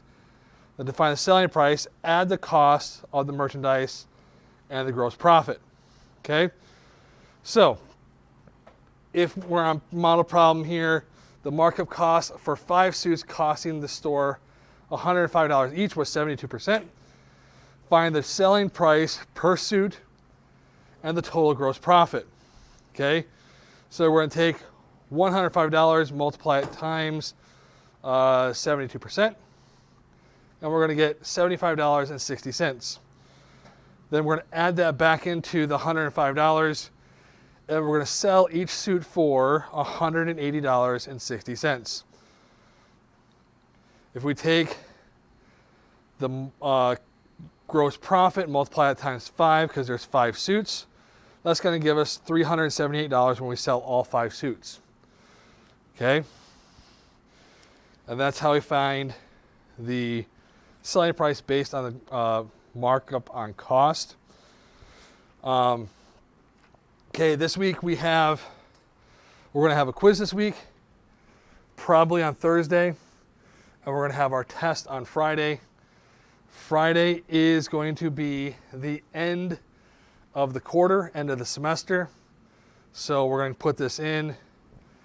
We're going to get this test in before the end of the semester. And that's going to be over all of Chapter 7. I'll let you know later in the week what the quiz is going to be over for Thursday.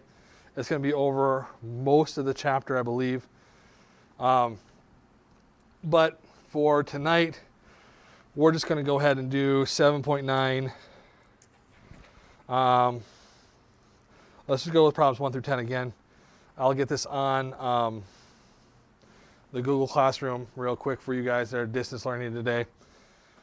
Other than that, it's a fairly easy concept as far as finding the selling price based on markup on cost.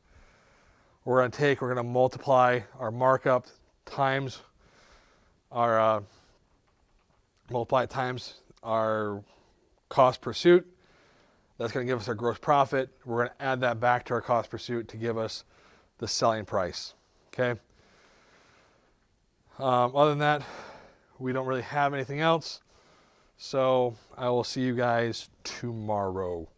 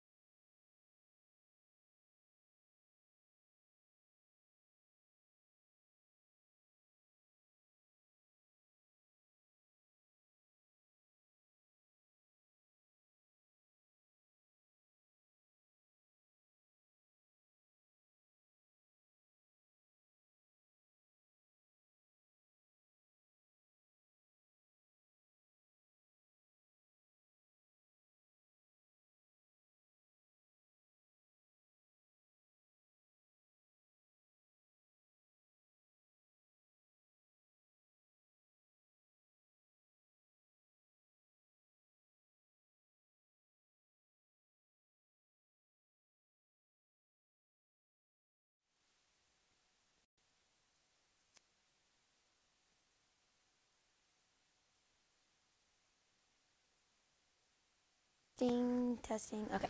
So, just a review from our, what's it called? Lecture on Friday of Alexander Pope. Give me 1 second. Let me pull up the slides.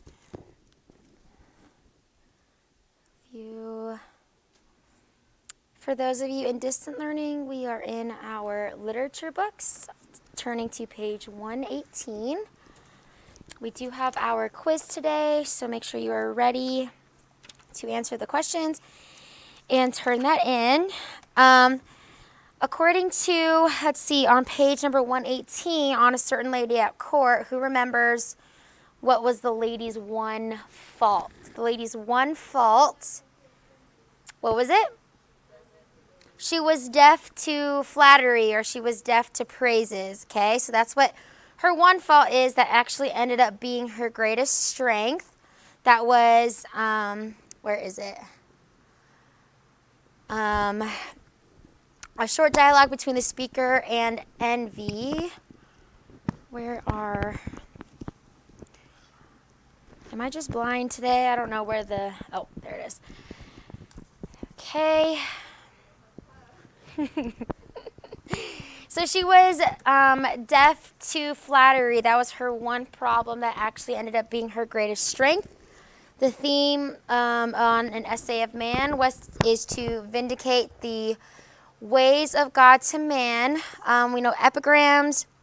They are concise sayings that is often witty or satiric. The heroic couplet, all of those were written underneath or developed underneath Alexander Pope. Let's go ahead and go over page 120 and 121, okay? 120. Yes, but it's super easy, so that's why I'm going over it before our quiz. So you want to mark these within, hold on, give me 1 second. Okay, mark these within your book, but the novel, the beginning of the English novel, it's a type of extended prose fiction. On page number 120, a novel is a type of extended prose fiction, and in your book it just gives you different authors. You don't have to know these men in depth. We will study these like Daniel Defoe in writing Robinson Crusoe, but he laid the foundation for English realistic fiction, kind of gave us our first written novel of adventure. Samuel Richardson, he wrote Pamela and Virtue Rewarded. Had all the characteristics of a novel, which was realistic characters, a definite plot, an obvious theme. Henry Fielding, he wrote Tom Jones. He realistically portrayed society of his times. You can just highlight these in your book, something to know about these authors. Lawrence Stern and Oliver Goldsmith. Lawrence Stern, he wrote Tristram Shandy. It neglects the plot.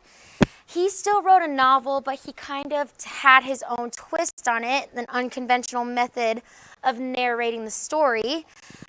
He had one subject suggest another in a humish collection of details. That was his take on the novel. And then Oliver Goldsmith was the author of The Vicar of Wakefield. This wholesome domestic story emphasized the kindness, gentleness, and contentment of a virtuous life. But you do want to know what a novel is. It's a type of extended prose fiction. And we kind of studied this before with the drama. There's obviously the exposition, the climax of a story, all the stuff that are within a drama with the characters and stuff. So that's kind of the elements of a novel. Okay, so you want to know these for your quiz. Plot, setting, characterizations, and theme. Okay, one of those. Plot, setting, characterization, and the theme. Kind of what we've already been studying throughout these works. So the plot, we know this. It was in a different unit when we were studying the drama. The plot is the arrangements of incidents or events or the sequence of related action. It has a beginning, a middle, and end. Pretty self-explanatory. In a plot, it always has to have some kind of conflict, which is a struggle between opposing forces. You do want to know the two kinds of opposing forces.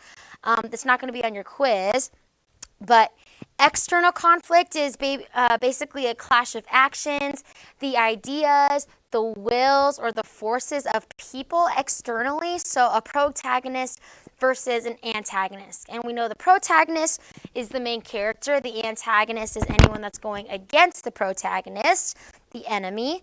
That's the external conflict, the conflict that we can see, okay, between two things, all right, externally. Internal conflict is a struggle within the mind, will, or emotions of a character. For example, how many of you guys have ever heard of Edgar Allan Poe? Okay, so he was pretty dark. In one of his stories, The Telltale Heart, it's talking about how a man ends up killing his roommate or whatever, the man that he has within his household. He ends up killing him. Right, because he had a crazy eye, all right? So that's what drove the man to kill the old man. But then throughout the work, we see how the suspense builds up, and he's always having this internal conflict. In the end, he kind of just outbursts that he admits to that he did the crime because he had this internal conflict. This guilt was eating up at him, and that's kind of what eternal conflict is. It's a struggle within the mind, will, or emotions of a character. We're not always going to see it happen with people, but we can see it that happens within a character. That's internal conflict, okay? You want to know those two kinds, external and internal. Okay, so the first element of a novel that we just went over, class, what is it? Plot, okay? Plot. The second element of a novel is the setting, all right? The setting is the physical background against which the events of a novel take place, okay? But it's actually more than just the time and the place. It includes the precise details. You see this in our book. It includes the precise details of a period of time, era, the season, time of day, as well as the actual geographical location, the scenery, arrangements of objects in a room. It's all the setting. It kind of sets the tone and gives you a picture of what the story is going to be like. So in the beginning of stories, it usually gives you where the story takes place. It gives you how many people were in the town, like what the people looked like, and what time of day it was. Was it what time of year it was, Christmas time, or what holiday is being celebrated. These are all the elements of the setting, okay? So it's just more than the time and place. It happened on this day at, school, okay? That's the setting. But it also includes the details all about it, okay? So first we have the plot, we have the setting, now we have the characters, okay? Elements of a novel, they have characters, and we know these people, they are the imaginary persons who carry out the action of a plot, okay? So obviously within a novel or a story, there's going to be people who the story is about, the plot is about. Notice this, the characters created by good writers can give us examples either to follow or to spurn in our lives and can help us understand others. So characters or good characters are people that the readers can relate to. Good characters are the people that we can say, oh, I don't ever want to be like them. Or if you have ever read a good book and you're always just like, oh my goodness, I hate this person because they're so wrong or evil that you hate them. And it kind of teaches us these stories. Those are good characters within a work. And the way that an author may present his characters to a reader are in two ways, okay? The first way is direct exposition. You want to mark these in your book. Make sure you know these, okay? Direct exposition. This is when the author basically describes his character out to begin with, okay? He directly tells what the character is like, hence direct exposition, okay? telling the reader directly what the character is like. So he's describing his hair, he's describing his attitude, he's describing the way he carries himself. That is direct exposition. Indirect revelation, the way that an author presents his characters to a reader, is when the author allows the reader to draw up his own conclusions from what the character does or thinks, or what the characters or the other characters think about that character. So he doesn't exactly say the character is this way. He kind of tells scenarios of the way that the character would act, and then maybe the other characters kind of think this person is a little shady. Okay, so that's where we would draw our conclusions from, is the way that they would act or the way that the other characters think of this character. That's indirect revelation. Okay? Yes. Yes. These aren't the only two ways that the author reveals his characters, but these are two of the main ways that an author does reveal his characters. Some characters he may just right off the bat reveal who they are, and then in other characters he may leave it up to chance or up to us. It's a way to draw out those characters. But yes, so direct exposition, indirect revelation, those are some of the two ways of characterization. And then with these characterizations, there's different types of characters, okay? There are two different kinds of characters. I don't know if you've ever heard of these before, but it is a static character and a dynamic character, okay? The static character, he remains essentially the same throughout the entire story. So he's this way in the beginning, nothing really happens to make him change to be another thing in the end, okay?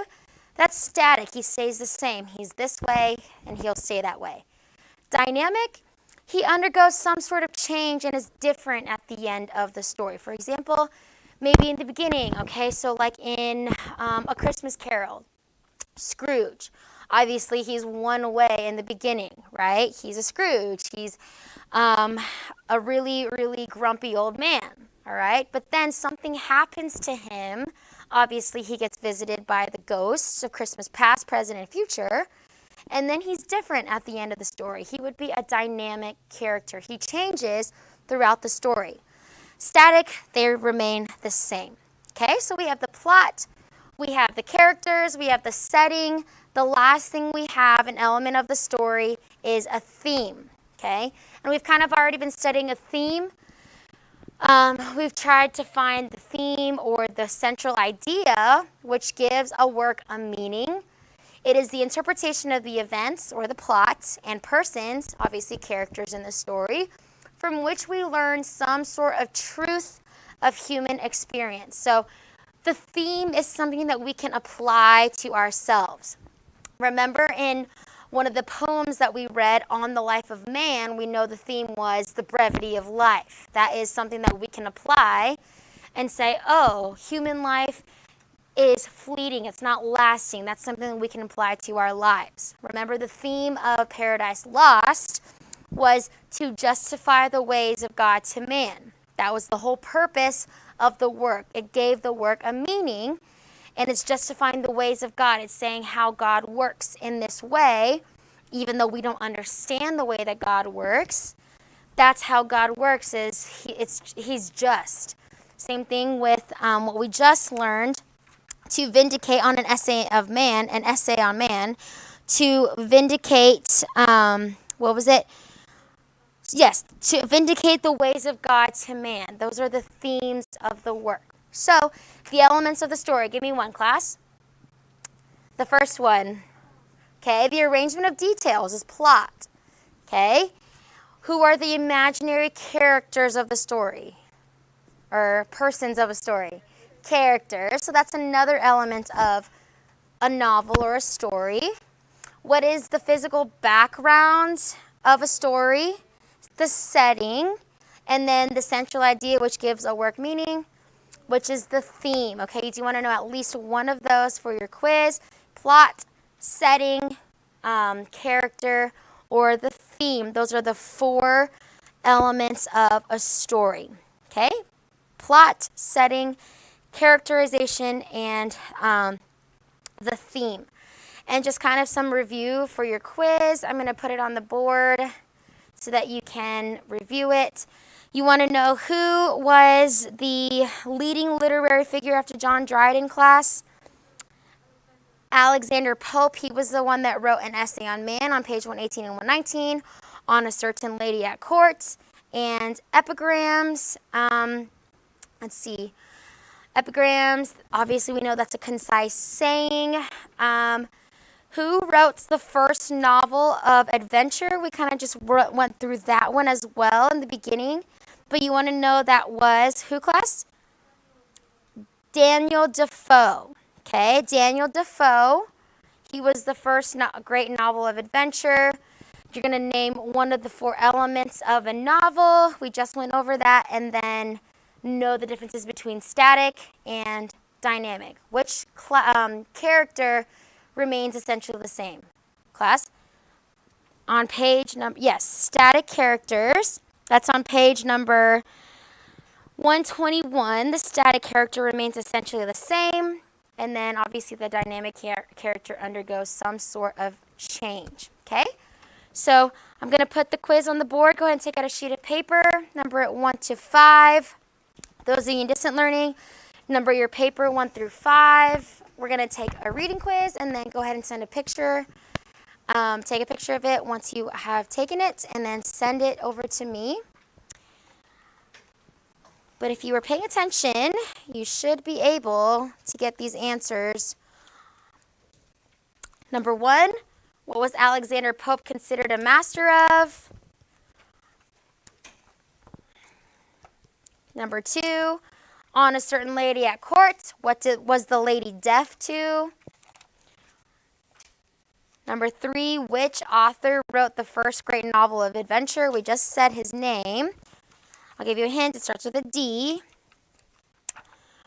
Number 4, name one of the 4 basic elements of a novel. Just went over that. And then number 5, true or false? A static character remains unchanged throughout the novel.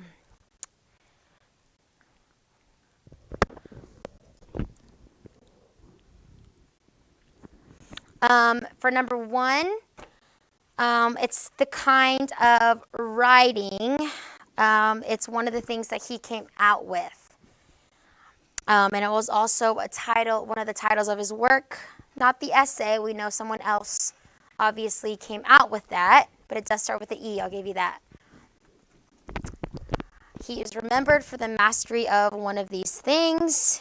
And remember, a lot of these things are used today. Remember, they're sayings. They are often witty or satiric. That's number 1. What was Alexander Pope considered a master of? Number 2, kind of what we talked about already. She was deaf to this. A lot of people did this to her, and it was also her greatest strength, even though the author, Alexander Pope, thought it was her weakness, that it was her weakness. Number 3, wrote the first great novel of adventure, which was Robinson Crusoe. We just went over that. And then one of the 4 basic elements of a novel. And then true or false, what a static character is.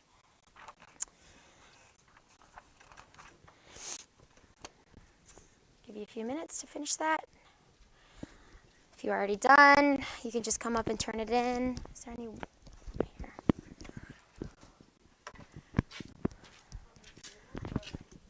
Yes, and then if you haven't already, turn in your roots, your prefixes, and your suffixes.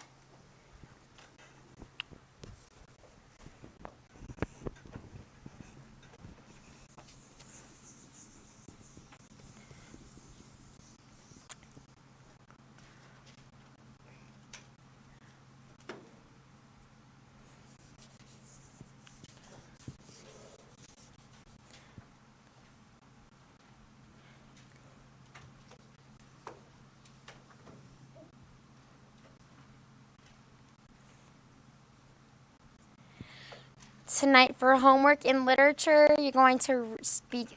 This does not work. Begin reading pages 122 to 130. Page 122 to 130, you're starting Robinson Crusoe. So I encourage you not to get behind because this one is a long story. Even though it's just an excerpt from Robinson Crusoe, it's a long story. So you want to start reading page 122 to 150. Your vocab quiz will be on Wednesday. So make sure that you are studying that. And then we do have a grammar quiz tomorrow. So let's review for that over. Give me 1 second.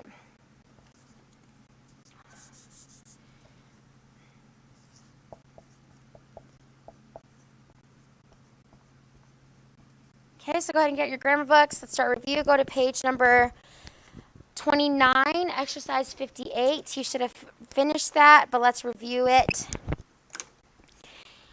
in your workbook. For those of you distant learning, please send in this reading quiz once you are done taking it.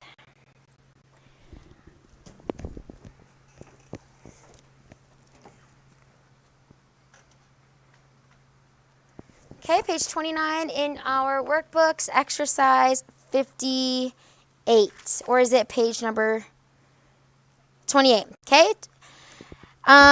We didn't do number 3, 4, and 5, right? Or did we do all of this? Sorry? We didn't? All right, well, let's go over number 1. Again, let's review using correct modifiers. Which, let's see, which form would I use if nothing is being compared? Would I use positive, comparative, or superlative? Okay, positive, if there's nothing being compared, it's just one thing. Okay, Kylie is cold. I'm not comparing her to anything, right? So, if I'm comparing two things, comparing Emma to Kylie, what would I use there? What case of what degree of comparison, class? Comparative. Kylie is colder than Emma, right? So when I'm comparing 3 or more things, all right, or Kylie to the entire class, or 3 or more things, what degree of comparison would I use? Good. Superlative, okay? Positive, comparative, or superlative. So with looking at that, number 1, the South Pole is much colder or more colder than the North Pole. So I'm comparing the South Pole to the North Pole. What would I say here, class? Colder. Okay, I wouldn't say more colder. That's a double comparison. We don't ever want to do that.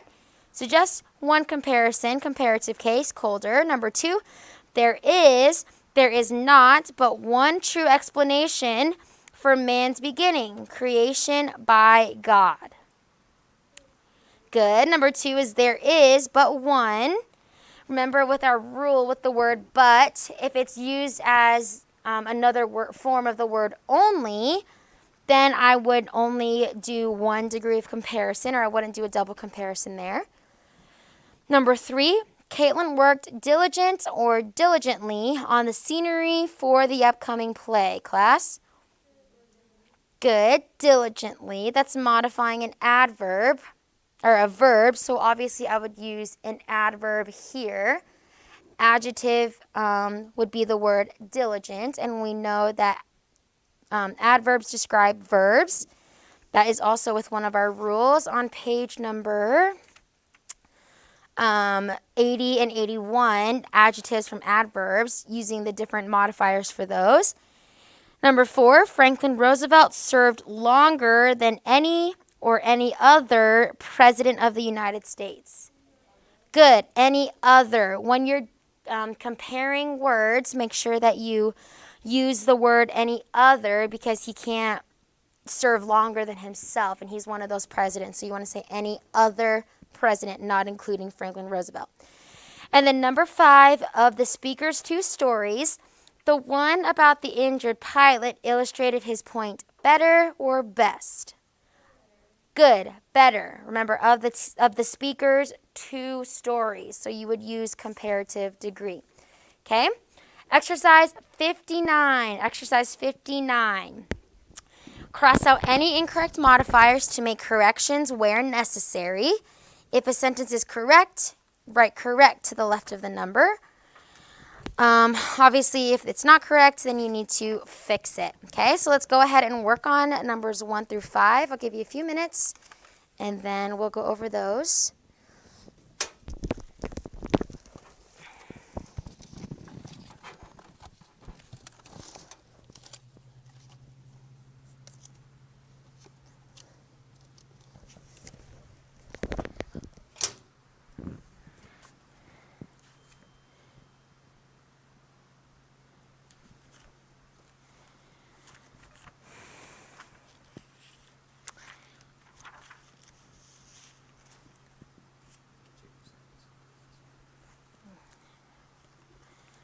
And your grammar quiz will be over modifiers, what we're reviewing today, and also pronoun usage. So we'll review that once we've done or have gone over exercise 59. Okay, number 1, we must vote for the better of the 2 candidates. Would I change anything here, class? No, this is correct. Number 1 is correct. We must vote for the better of the 2 candidates. 2 candidates are being compared, so I would use the word better. Number 2, if you learn how to read rapid with good comprehension, you will fare more better in all your courses. Who can raise their hand and tell me what they put here, if they corrected anything? Esther?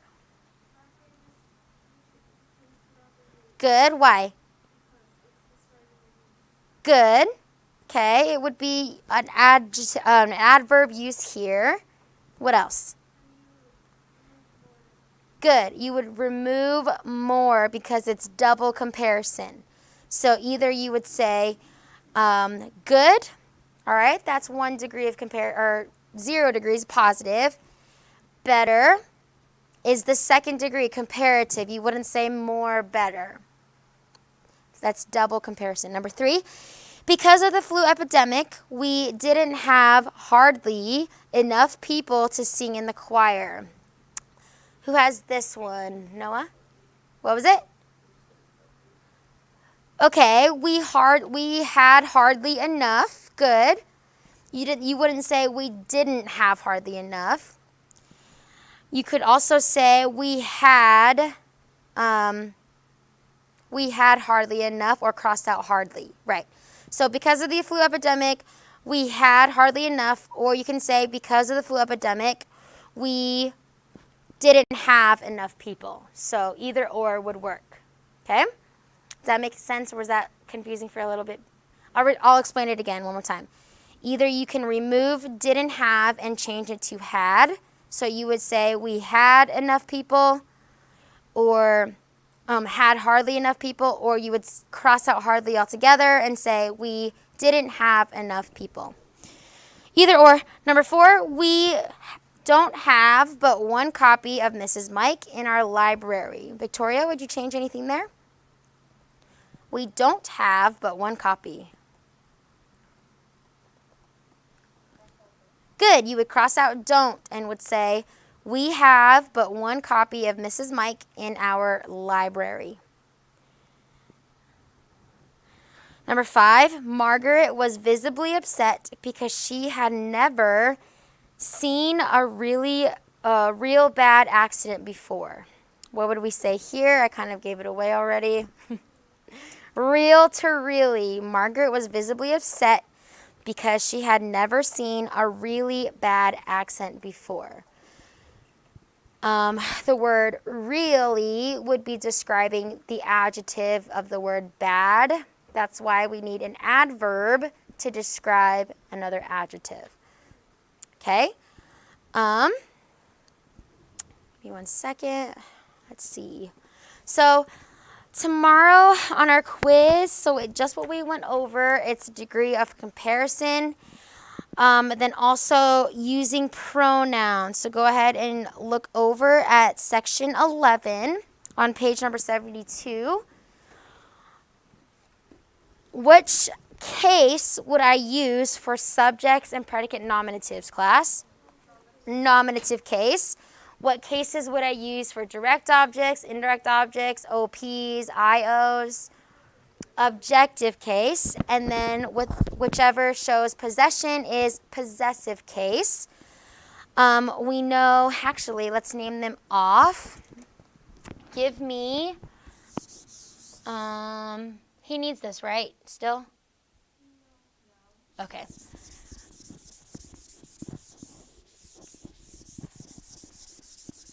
Okay, give me all of my pronouns in my nominative case. Okay.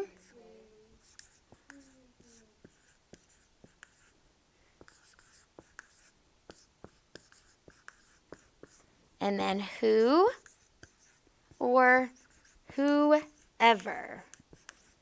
Okay, remember that doesn't have an M. Can you see that pretty well? Let me just move this for you. Okay, who or whoever. I don't know if that was worse.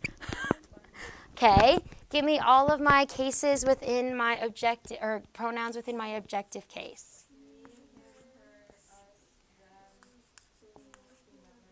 Good.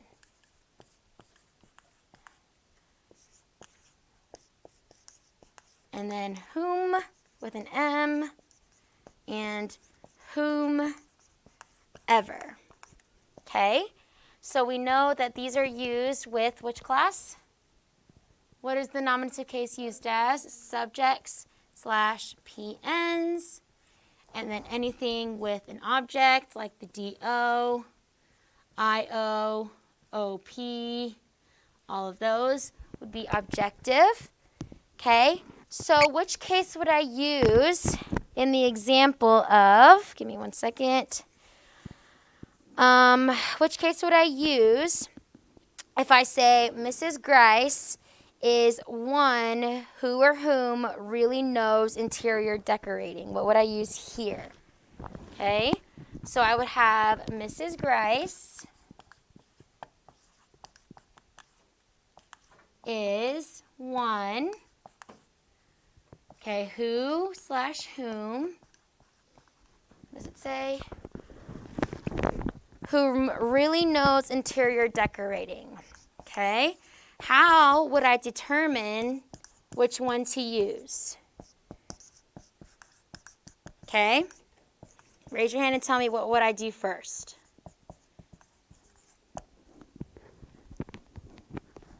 Okay, Michelle?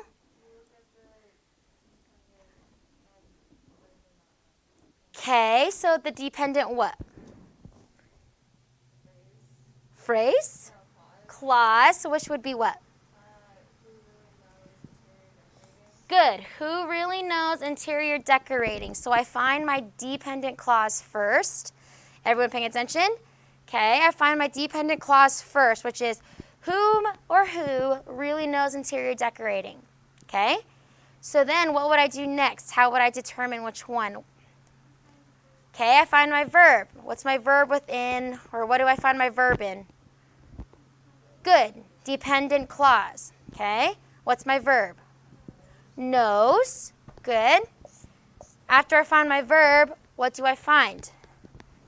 My subject. So I would say who or what knows. Okay, who or whom. So we know this is the subject, and what is only used as a subject?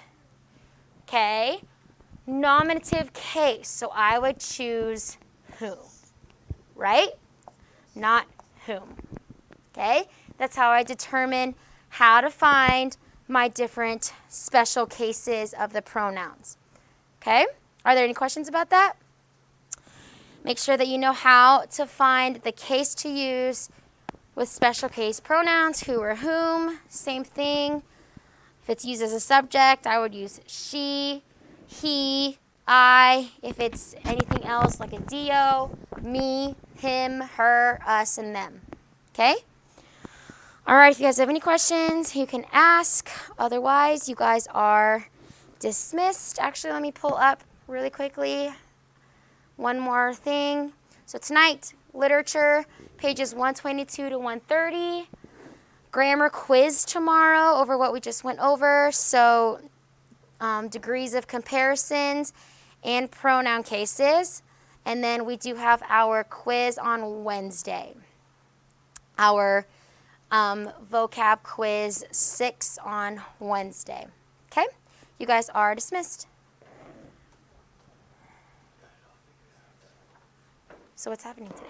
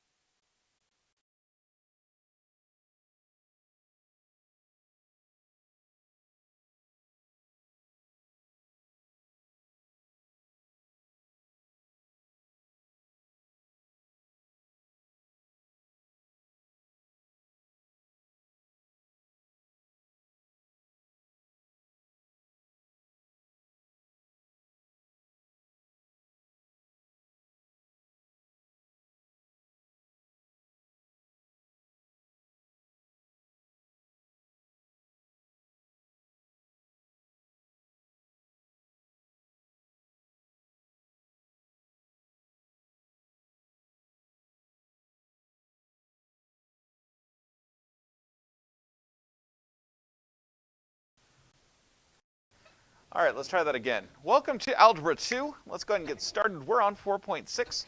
4.6, let's go ahead and get right into this. We have been talking about functions, and you guys had a lot of practice with functions last week. Today and tomorrow, we're going to get into really some of the power of functions, and that's that we can go ahead and do mathematics to them, and we can actually nest them inside each other. So today we're going to talk about how to arithmetically combine functions together. And so let's go ahead and look at page 190. We're on page 190. Okay, so 4.6 example. Oops. Example 4.6a. Okay, so we are given that f of x is equal to x plus 5, and g of x is equal to x squared minus 3, and we're told to find f, that went over to the side. I forgot about that. Cool. All right, so g of x, and then we're told to find f plus g of x. Well, the nice thing here is that this is actually pretty simple. In order to find f plus g of x, all we do is we take f of x, which is x plus 5, and add g of x, which is x squared minus 3. I always put parentheses when I'm combining stuff just in case there's multiplication to be indicated. However, we'll notice here that they aren't doing anything, but we always put them in the first place just as good practice. We're going to go ahead and drop the parentheses then. And so then f plus g of x is equal to x plus 5 plus x squared minus 3. We want to move x squared to the front plus x, and then 5 minus 3 is 2. Okay? And so this is what f plus g of x looks like. Now, that should be pretty straightforward. Okay? And quite a few of these are. And honestly, the more complex one is going to really be tomorrow. But let's go through how to do this.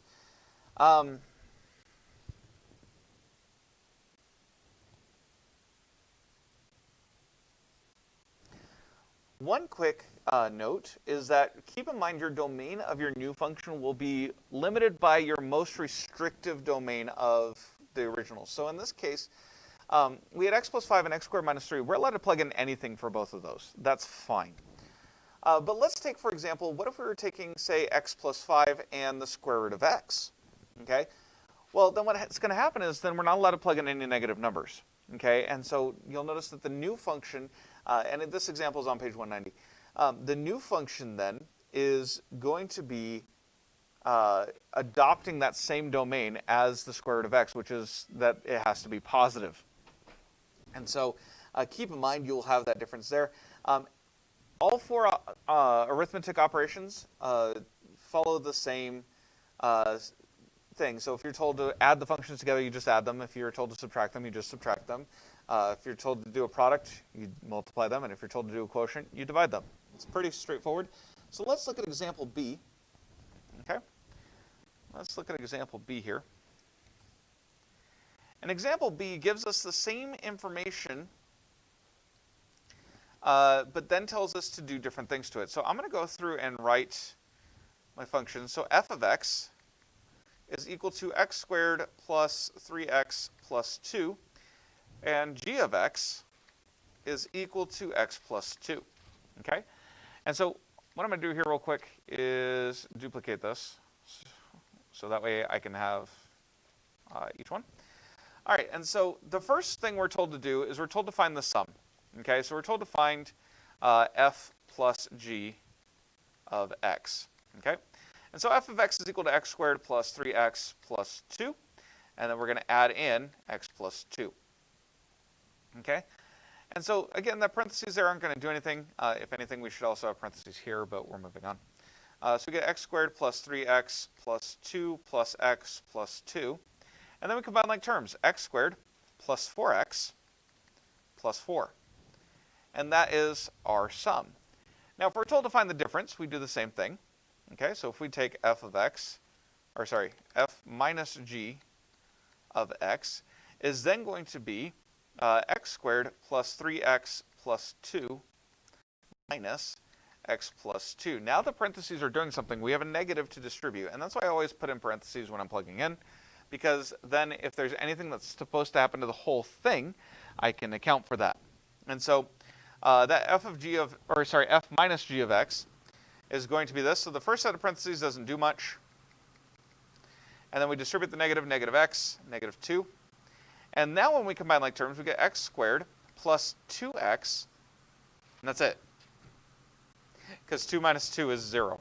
Okay, so that ends up being the difference there. Now then, on the next one, I'm told to find the product. I'm basically finding f times g of x. Notice that again, I can show this without any sort of raised dot or parentheses. We just put parentheses around the whole thing to make it clear that it's not, or to make it clear what we're doing. We're multiplying together the whole functions.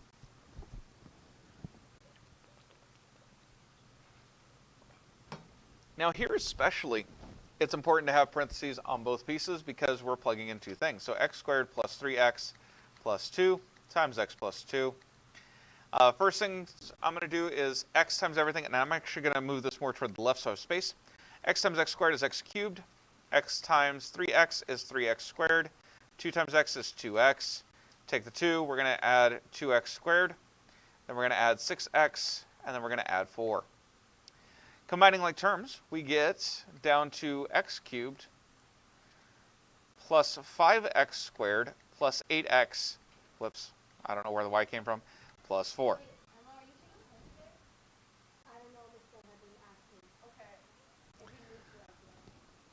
Finally, for the fourth one, if we're told to take the quotient, or simply f over g of x, well, we do exactly what it sounds like. We take x squared plus 3x plus 2 all over x plus 2. We're going to want to factor the top. When we do that, we get x plus 1 times x plus 2, and we're over x plus 2. Now, for simplification, we would do this, and then we would just say that f over g of x is x plus 1, but we have to now put in a condition where x cannot equal negative 2, because our denominator could not have been 0 in the first place. So we can remove it as long as we leave ourselves a note, yeah, you can't do that one. Okay, that's essentially the idea there. Okay, so we have x plus 1 so that x is not equal to negative 2. So keep that in mind. This is part of my answer. I would have to include both portions in my answer. Okay, and so that's example B.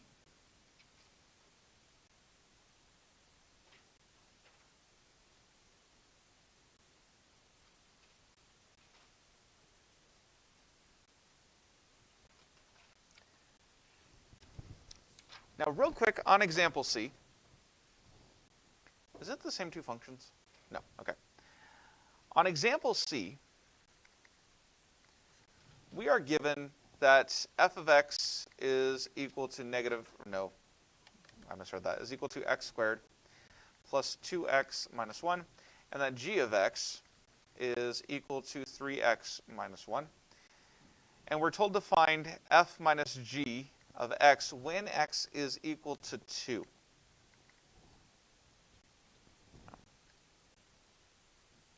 There you go.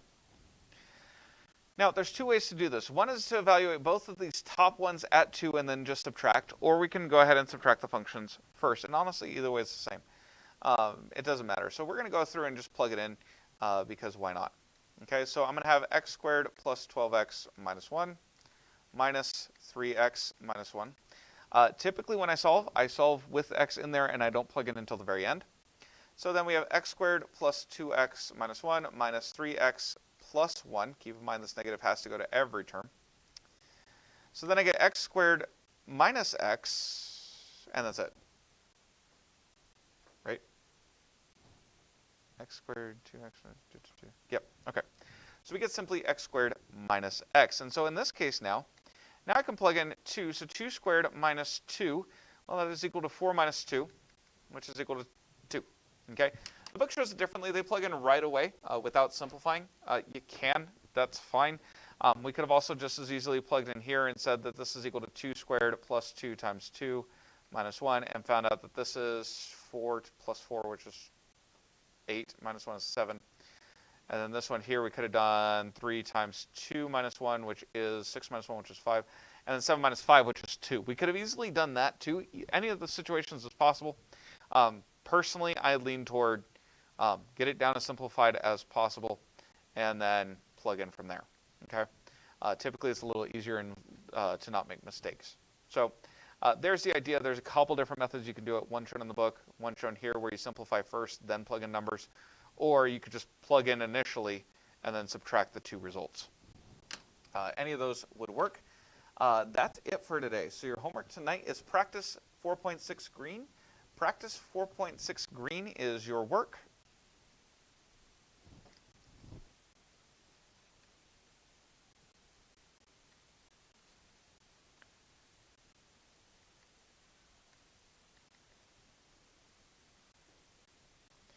And I will see you guys tomorrow.